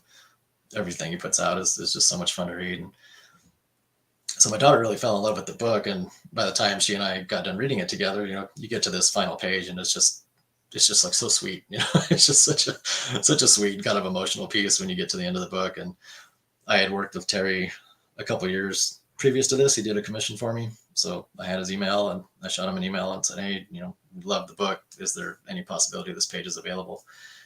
And Robin emailed me right back, his wife, and said, yeah, we've got the piece if you want it. And I paid her, and they got it in the mail. It's smaller. It's probably like 10 by 14, but it's framed up. It's actually in my daughter's collection. Technically, I'm not allowed to keep it in my office. She's the lucky owner of this one, but it's turned into kind of a lifelong love of Terry Moore's work for my daughter as well. She reads all of his stuff now, including Strangers in Paradise and Serial and all of his new stuff that comes out. That's awesome. And does your daughter have any other pieces of art you picked up for her? Yeah, she's a lucky little thing. She's got, she actually has 2 Terry Moores. She's got this one and then a sketch that was gifted to her by a mutual friend. So she's got those 2 pieces. She's got a Chrissy Zulo X23 commission. She actually has like an Art Adams sketch in her sketchbook that he did for free. I was so jealous.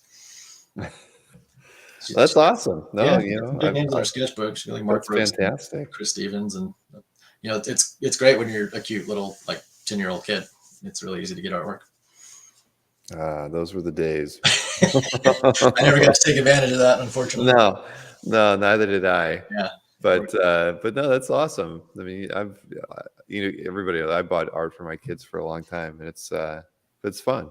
You know, I mean, that's the only George Perez pieces I own are pieces that I bought for my son Ashton. Every one of them. Oh, So really? to Ashton. You know, That's awesome. and yeah, exactly.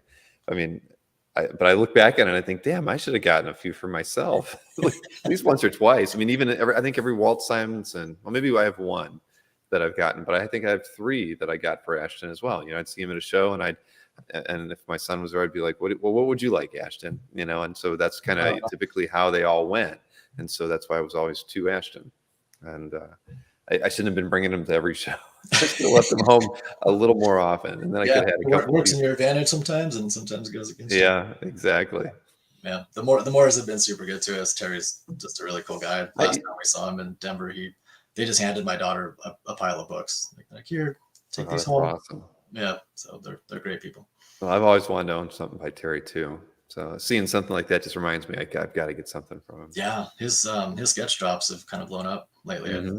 He's been posting everything on Instagram, and then he's gotten savvy with the drop model. So he's been blowing out like 70 or 80 sketches a drop, and then he puts new published pages up on the site, which he still has quite a few of. So every time I get the itch to get a new Terry Moore, I now got to fight people for him. I mean, well, that's cool though that so many things have changed the last couple of years with the pandemic. Everybody's got a bit more savvy and they've experimented. They find what works best for them. Because honestly, I don't use Instagram at all. I never go on it, so I know I'm missing out on a lot because I don't take the time to explore it whatsoever. But yeah, I mean, I think it's been cool watching the innovation going on in the hobby, and especially with creators who sell their own artwork, you know, that don't work with a rep or whatnot. Yeah. And yeah, I mean, a lot of different models have come out of the challenges of the last couple of years. I mean, even Dueling Dealers, that's a model that's taken off, you know, like Nick right. And the virtual con, right? Comic Art Live, it's the same thing. It's just like you experiment. If it works, you keep doing it. If it doesn't, you try something different. Yeah. They're highly entertaining. Actually, Dueling Dealers is one of my daughter's favorite shows. So if we can't catch them live, we have to go back and watch the recap together. But she thinks like Anthony is just hilarious. She cracks up laughing. Does she root for either one of them? I don't think she gets that involved in it. She likes to see the artwork. She just likes to watch, see the art. All right, that's good. Yeah, and sometimes there's like some face palming of what in the heck are they doing? But yeah, well, I mean that's kind of been. I've heard a lot of dads and moms mention that they have their kids watch the show too, because it's we try to keep it fun. It's very fun, and I think it's good. I mean, I think my kids, it's funny, I've talked about it before I started doing live streams, was my kids were always aspiring to be YouTube stars and those sorts of things. I mean, that's what they want to do, because that's the stuff that they follow, right? And I really didn't know much about it until I started doing these myself. But when we first started, my son and I were in a competition to get to 1,000. He blew me away, 1,000 subscribers. But I forget what really happened. You know what happened was because of the pandemic. They stopped having Pokemon tournaments. So my son, who was big into Pokemon and was really well known for that, they stopped doing tournaments. So he kind of like petered out, with doing regular shows and everything. So I was able to blow past him. So I think he still might have around 1,000, but now I'm up to 3,000. So, but I think the thing that's cool is, getting to show kids that there are lots of different ways to be entrepreneurial and have a good time at it. And for me, that's been the best part of doing these shows and doing Dueling Dealers, is just being able to just be creative and have fun and just literally have everybody else enjoy it too. I mean, what's more fun than being able to goof off and do interesting things and have other people enjoy it, and it'd be rewarding too, right? I mean, you were able to buy artwork and you get to work with Nick Ferrucci and hang out with him, and he's doing fun things. I mean, I wouldn't have gotten to experience half of this stuff if it wasn't for just taking the chance. So absolutely, well, I'd much rather my kids watch your show than on unboxing videos or watching other kids play with their toys. And Nick, I'd love to run into you someday. Hopefully, I catch you at a con, Heroes Con. I'm going to Heroes. I'll be at Heroes, so Oh, you will? Okay. I will be there. Well, there is a get together. I mean, I think it's more of a Heroes backed event now because it was getting too big, but on Thursday night. So if you're there, then you should try to well, hopefully in another week or two, we'll have an idea of what's going to happen there. But otherwise, of course, Friday, Saturday nights and the shows are going to be, there's always stuff to do. So yeah, we will definitely meet there. It'll be my first time out to Heroes, so I'm looking forward to it. So. Oh yeah, no, I haven't been there in over 10 years, but it was always my favorite show. It's just so laid back. The city's really nice, and it's honestly, that was the show where I was always taking my kids because it was Father's Day. It was always Father's Day weekend. We were usually doing a trip to Myrtle Beach or some other place around South Carolina just to do a family thing after going to the show. So it was always an excuse to take the kids and then do something fun with them afterwards. Mm-hmm. But yeah, no, it's a great show. Shelton, he runs a great, everybody, you'll never find anybody that's unhappy going to that show. And this show in particular is, I mean, it's literally like their best show I think they could have ever hoped to have coming out of COVID. So many great artists are going to be there. Everybody I talk to is going to the show, so hopefully I get to say hey to everybody that's going to be there. Well, yeah, definitely look me up. I know Anthony's actually going to be there too. So I told him I would stop by and I'm sure I'll be around his booth. But I told him I actually hope to do a bunch of interviews while I'm there, just quick 5-minute behind the table interviews with people. I'm going to pick up a nice mic that will work well in that environment. And I just want to shoot a bunch of stuff because how often can you get that many creators that are this high caliber, in one place? And so I'm going to take advantage of that at least during the show hours, is run around and talk with as many people as I can. A lot of content. Yeah, exactly. Let's see. We got 2 more pieces here. All right. Okay, cool. I thought I saw Tommy in the chat earlier. This is Tommy Patterson. This is Citizen Jack. I believe this is issue 2, page number 1. I have to go back and look, but Tommy was in the chat earlier. Tommy Patterson, he's been a good friend of mine for a lot of years. And Tommy first got into comics. He was working on the Game of Thrones comic adaptations. So he did all of those early Game of Thrones books. And then he got the opportunity to do this create your own book here, Citizen Jack. And it's a wild book. I don't know if anybody's in the chat's read it, but it's kind of like a political satire.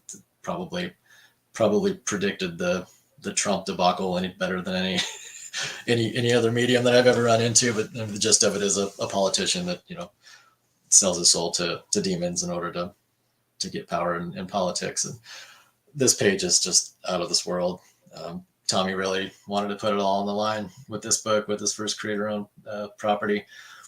And so every page from this thing is just like a clinic in inking.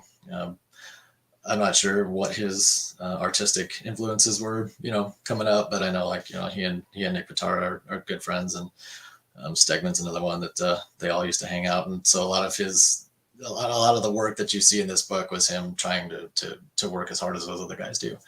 And I think he pulled it off. When I saw this page, and I bugged him for pages for the longest time. I knew he was working on the book and wanted to support him and, get a page from him. And this, in my mind anyway, this is the best piece in the whole series. It's just so crazy. There's so much going on here, and such, crazy critters. And I love the inking in this thing. And so I did it through the proper channels this time. I got this from Paulo over at Cadence. Mm-hmm. He was repping Tommy at the time. So I went through Paulo and picked up the piece from Tommy through him, and very happy with it. It's in the portfolio. I'd like to get this one out on display every once in a while, but unfortunately my scanner is junk, so I don't think it does the inks justice in this thing, but it's a pretty cool. Oh, it's got great detail. Yeah, really fun. I think if anybody wants a good laugh, they need to go read this book. So it's self-published or through Image. So this okay. So it was a little creator-owned series, and he's done a few things since. He had stopped doing comic work for a couple of years. He had a Kickstarter book come out earlier the year, an Al Snow book that he worked with with a writer. So I think he's going to do another one of those. I got to talk to Tommy. We email every once in a while, but this was his big book, and I really loved his work on this thing. Oh, nice. No, I'm not familiar with the title or Tommy's work, but this is great. Yeah, he's a funny guy. Let's see. We got one more here. All right, cool. So I probably mentioned earlier that I'm not really into the commission game much anymore. I've just kind of gotten more into buying pieces that are pre-done that I know what I'm getting into, and I've had some good commission experiences, and I've had some not so good ones, and just trying to put my money where it's going to get the best bang for my buck. So I go with a lot of pre-done pieces these days. But this was a commission, and this is kind of my new theme. If I do ask for a commission, I get Shikla. I get Mrs. Deadpool. She's just a wacky character. Nobody's probably drawn her except for Riley Brown. So usually if I toss this one out, I get, huh? Who? And that's kind of fun. So I'll tell them just to go Google it. And if they want to do it, let me know. If not, we'll come up with something else. And 10 times out of 10 so far, they've chosen to draw this character. So this is Victor Santos. I don't think I mentioned that, but Victor's style is so cool. And it's totally different from a lot of the stuff that I have in my gallery. It's very stylized. I love his inking. He does these commissions for a song. I don't even remember what I paid for it, but it had to be less than $100 for sure. And he sends along the pencil piece and then also the ink piece with him. And we just kind of bombarded him with the commission requests at the end of, I believe this is like end of 2020, like right during COVID to support a lot of artists. And this one was just so fun. Like I didn't know what to expect, and I didn't have any expectations. And so those are usually my best experiences when the artist just surprises me, and I'm just super happy with what they come up with. So in my gallery now, I'm starting to build up a nice little collection of Mrs. Deadpools just from random guys that I want to get commissions from. And there's one other collector on Comic Art Fans who gets pieces of her as well. So I don't know if it's like it's a friendly competition right now. So it's kind of cool to see who he gets and then who I get. And I think he's got a lot more than I do, but it's fun to see different artists do their take on this character. So this was Victor Santos, correct? Yes, Victor Santos. Yep. That's cool. Very, very nice. And that's something that I think that came out of the pandemic as well. It's like you knew you wanted to like support artists, especially when they were taking commission opportunities or those sorts of things. I mean, and we wanted to spread it around as often as we could, right? Mm-hmm. No, definitely. Yeah, I'm just trying to get like what you said, like the dueling dealers, just to try and move pieces or trying to get our work into people's hands. Like also these creators that were just sitting at home with no shows to go to, and maybe didn't have a book that was getting published, so they may not have had any income coming in. So trying to book commissions with as many guys as possible during that time was definitely something we all needed to do. Now, before we end tonight, I was looking at through your CAF Gallery. So by and large, I mean, you have more covers than anything else, and then pinups. So is it just more that you like the splashy images versus like interior page, sequential storytelling? Or, I mean, I'm just curious because I mean, I've met a lot of people who focus on covers over interior pages, and just curious your approach to deciding on what pieces to pick up. It's always shifted for me over the years. I used to own a lot of interiors, and I do love interiors. I just don't tend to gravitate towards them as much anymore. When I was looking at my collection probably like 5 or 6 years ago, and I probably sold more pieces than I actually have posted on CAF, which is kind of depressing. I've had some good ones come and go through my hands, and some pieces that you have them for a while and then you sell them to facilitate something else. But lots of interiors, and I've always enjoyed interiors. Like I love the storytelling, obviously. Like that's why we don't read comics is for that storytelling piece, and getting that one page that speaks to you out of an issue it's just as hard as getting a cover. But for me, sometimes it feels like it's a little more difficult sometimes to get those interior pages that just say everything that you wanted to say about that book. Right. And I think that's maybe why I've shifted to covers, primarily because the cover represents everything about that title that I love. These days, it might not be exactly representative of what's inside the book, since everything is a pinup cover nowadays.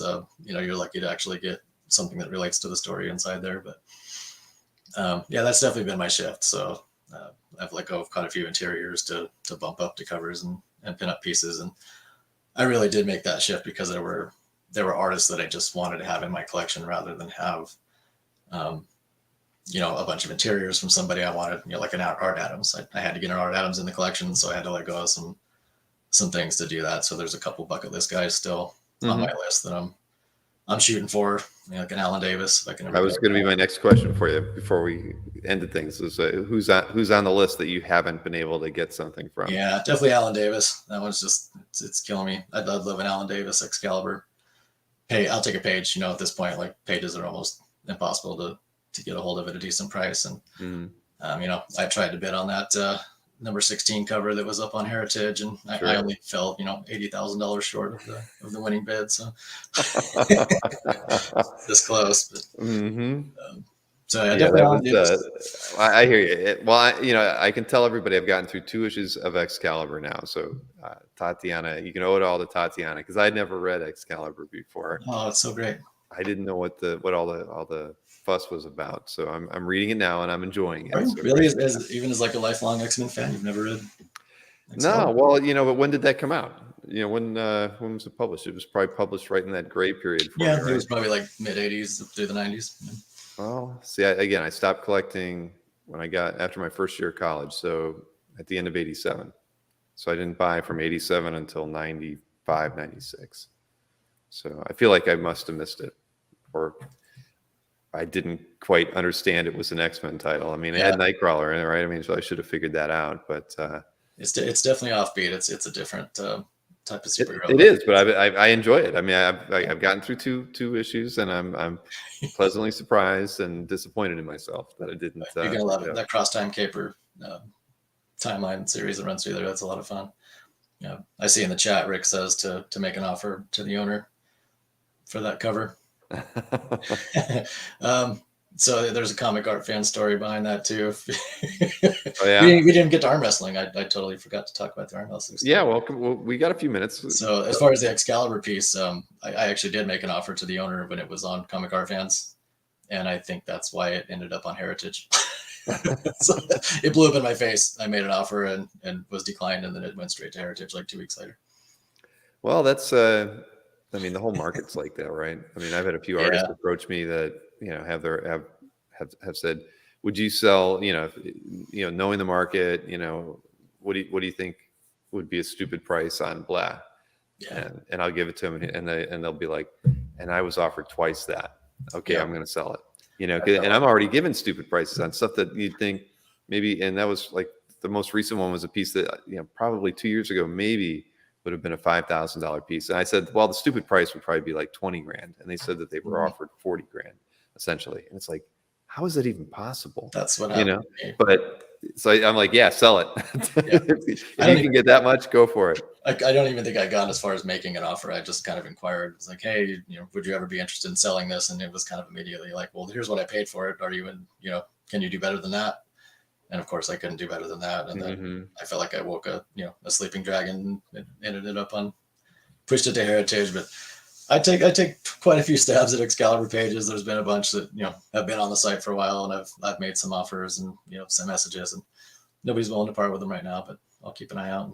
No, I mean, that's pretty high on a lot of people's lists, like Paul Smith X-Men, right? I mean, there's not a lot out there, and the people that have it want to keep it. And it's back to, you can't replace it today.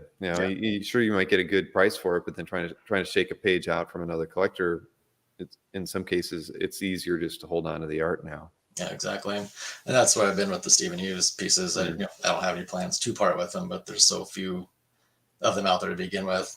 He's not around to make any new art, and all of the covers are locked up with collectors that I already know about. There's probably 2 covers that are still in the wind that I don't know where they're at, but if they ever pop up on CAF, I'll definitely shoot some. I'm sure you have it set up in your want list. I do, right? I do. I've actually kind of feel like I've become like a CAF power user, like this past couple of years. With using all the features you put into the site with the want list and the dashboard and additional images and the market data, and there's a lot of features to comic art fans if you use them.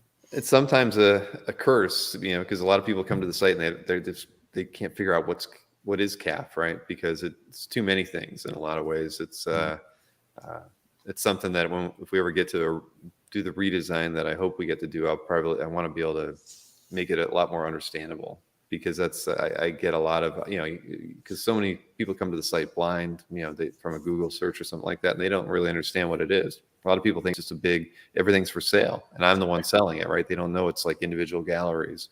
So no, I'm glad you're making use of more of the tools on there. And I should tell everybody, before I forget, we are going to do the want list keyword alert is going to go out to premium members only when Comic Art Live starts. It'll probably go out a half hour before the show starts. So for premium members. So on Saturday, it'll go out at 10:30 and the hall opens to premium members at 11 and everybody else at 1.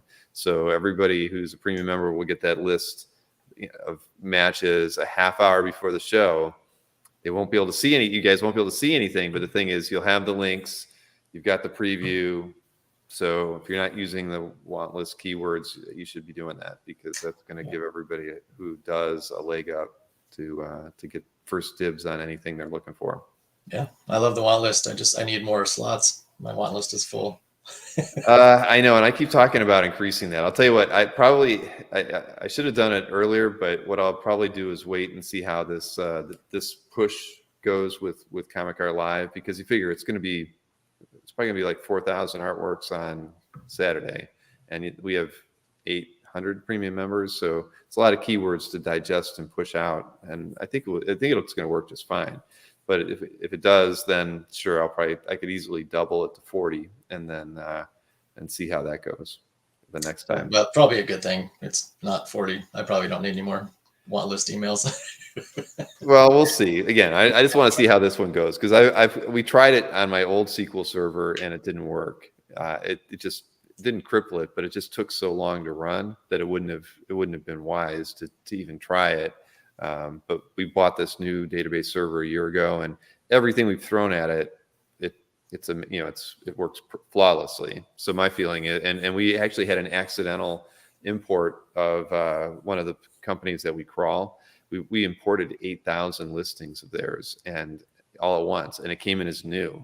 And the want list thing ran in 2 minutes against every premium, so there were tons of covers. Probably everybody was mad, like, what is all this stuff coming out? And it was a mistake, but it didn't blow the server up. So that's why I look at it and I'm like, we can probably do this. And I want to push it out kind of as a show tab, right? I mean, San Diego has a show tab, right? So we're going to do something. If we can get it all together, it's at least going to be the keyword alert, but hopefully it'll be a little bit cooler and fashioned around the show, and then we can build on doing that, something more fun even in November when we do the show again. Yeah, I'm looking forward to it. I'm actually going to do a booth this year, so I keep adding to my power user repertoire. So we'll see if Ruben's trying to help me make money. He says, Ruben, you should let premium users sell their unused want list slots. I have plenty I could sell to Frank.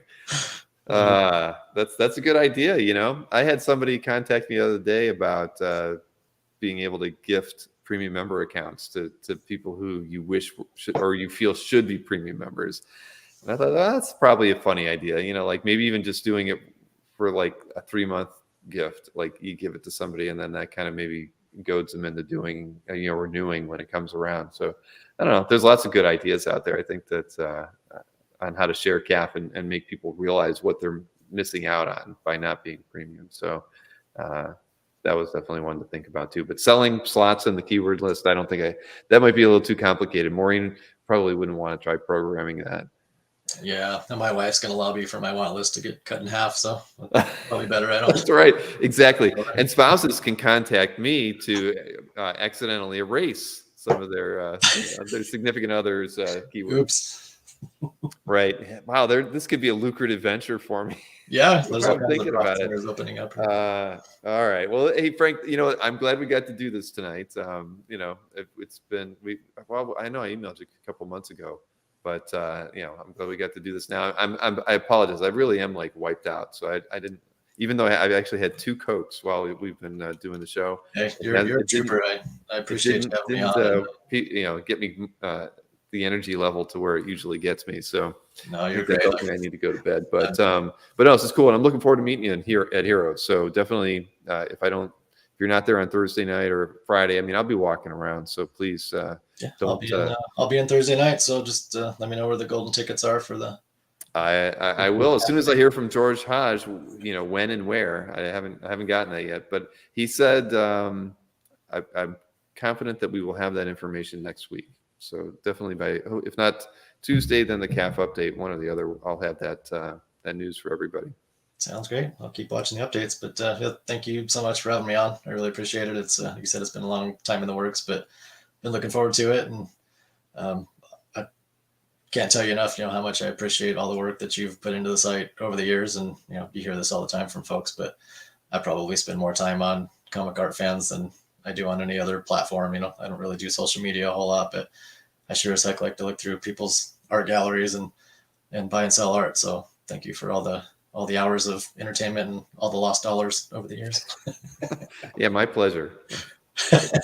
But and I will relay that to Maureen as well, because to me, there'd be no CAF if it wasn't for her. I mean, I came up with all the ideas, but if she wasn't smart enough to put those ideas into action and programming, we wouldn't have anything. So, but yes, I appreciate that, Frank. I mean, trust me, I'm a collector like everybody else. So CAF is exactly what I wanted as a collector. So, I think that it had staying power because of that, right? It's building what everybody else needed too. So thank you very much. And I'll see you in what is it, about a month and a half? That's right. Yeah. 6 weeks. All right. Fantastic. Well, thanks to everybody for tuning in. Fish, I'm not going to be in a mankini, so just forget about it. But yes, great show, and I'll be back at it again tomorrow with Dueling Dealers. I don't know if I'll be in this echoey room though. I'll probably try to go into my office and make it work in there without the Wi-Fi. But again, Frank, thank you. Thanks to everybody in chat. I apologize if I didn't say hey or react to a whole lot of comments. This thing's flying by too fast for me to process. But anybody heroes that wants to arm wrestle, we'll find Nick Matara and set it up. That's right. And everybody, make sure you go over to Frank's CAF Gallery, check out the artwork over there, leave some comments, send him some positive emails and all that good stuff too. Because that's one of the good things, Frank, that the benefit of being on the show is your CAF Gallery tends to get a lot of interest after the show. So yeah, looking forward to everybody it. Should hit you up tonight. Awesome. All right. Good night, everybody. Night, guys. Thanks.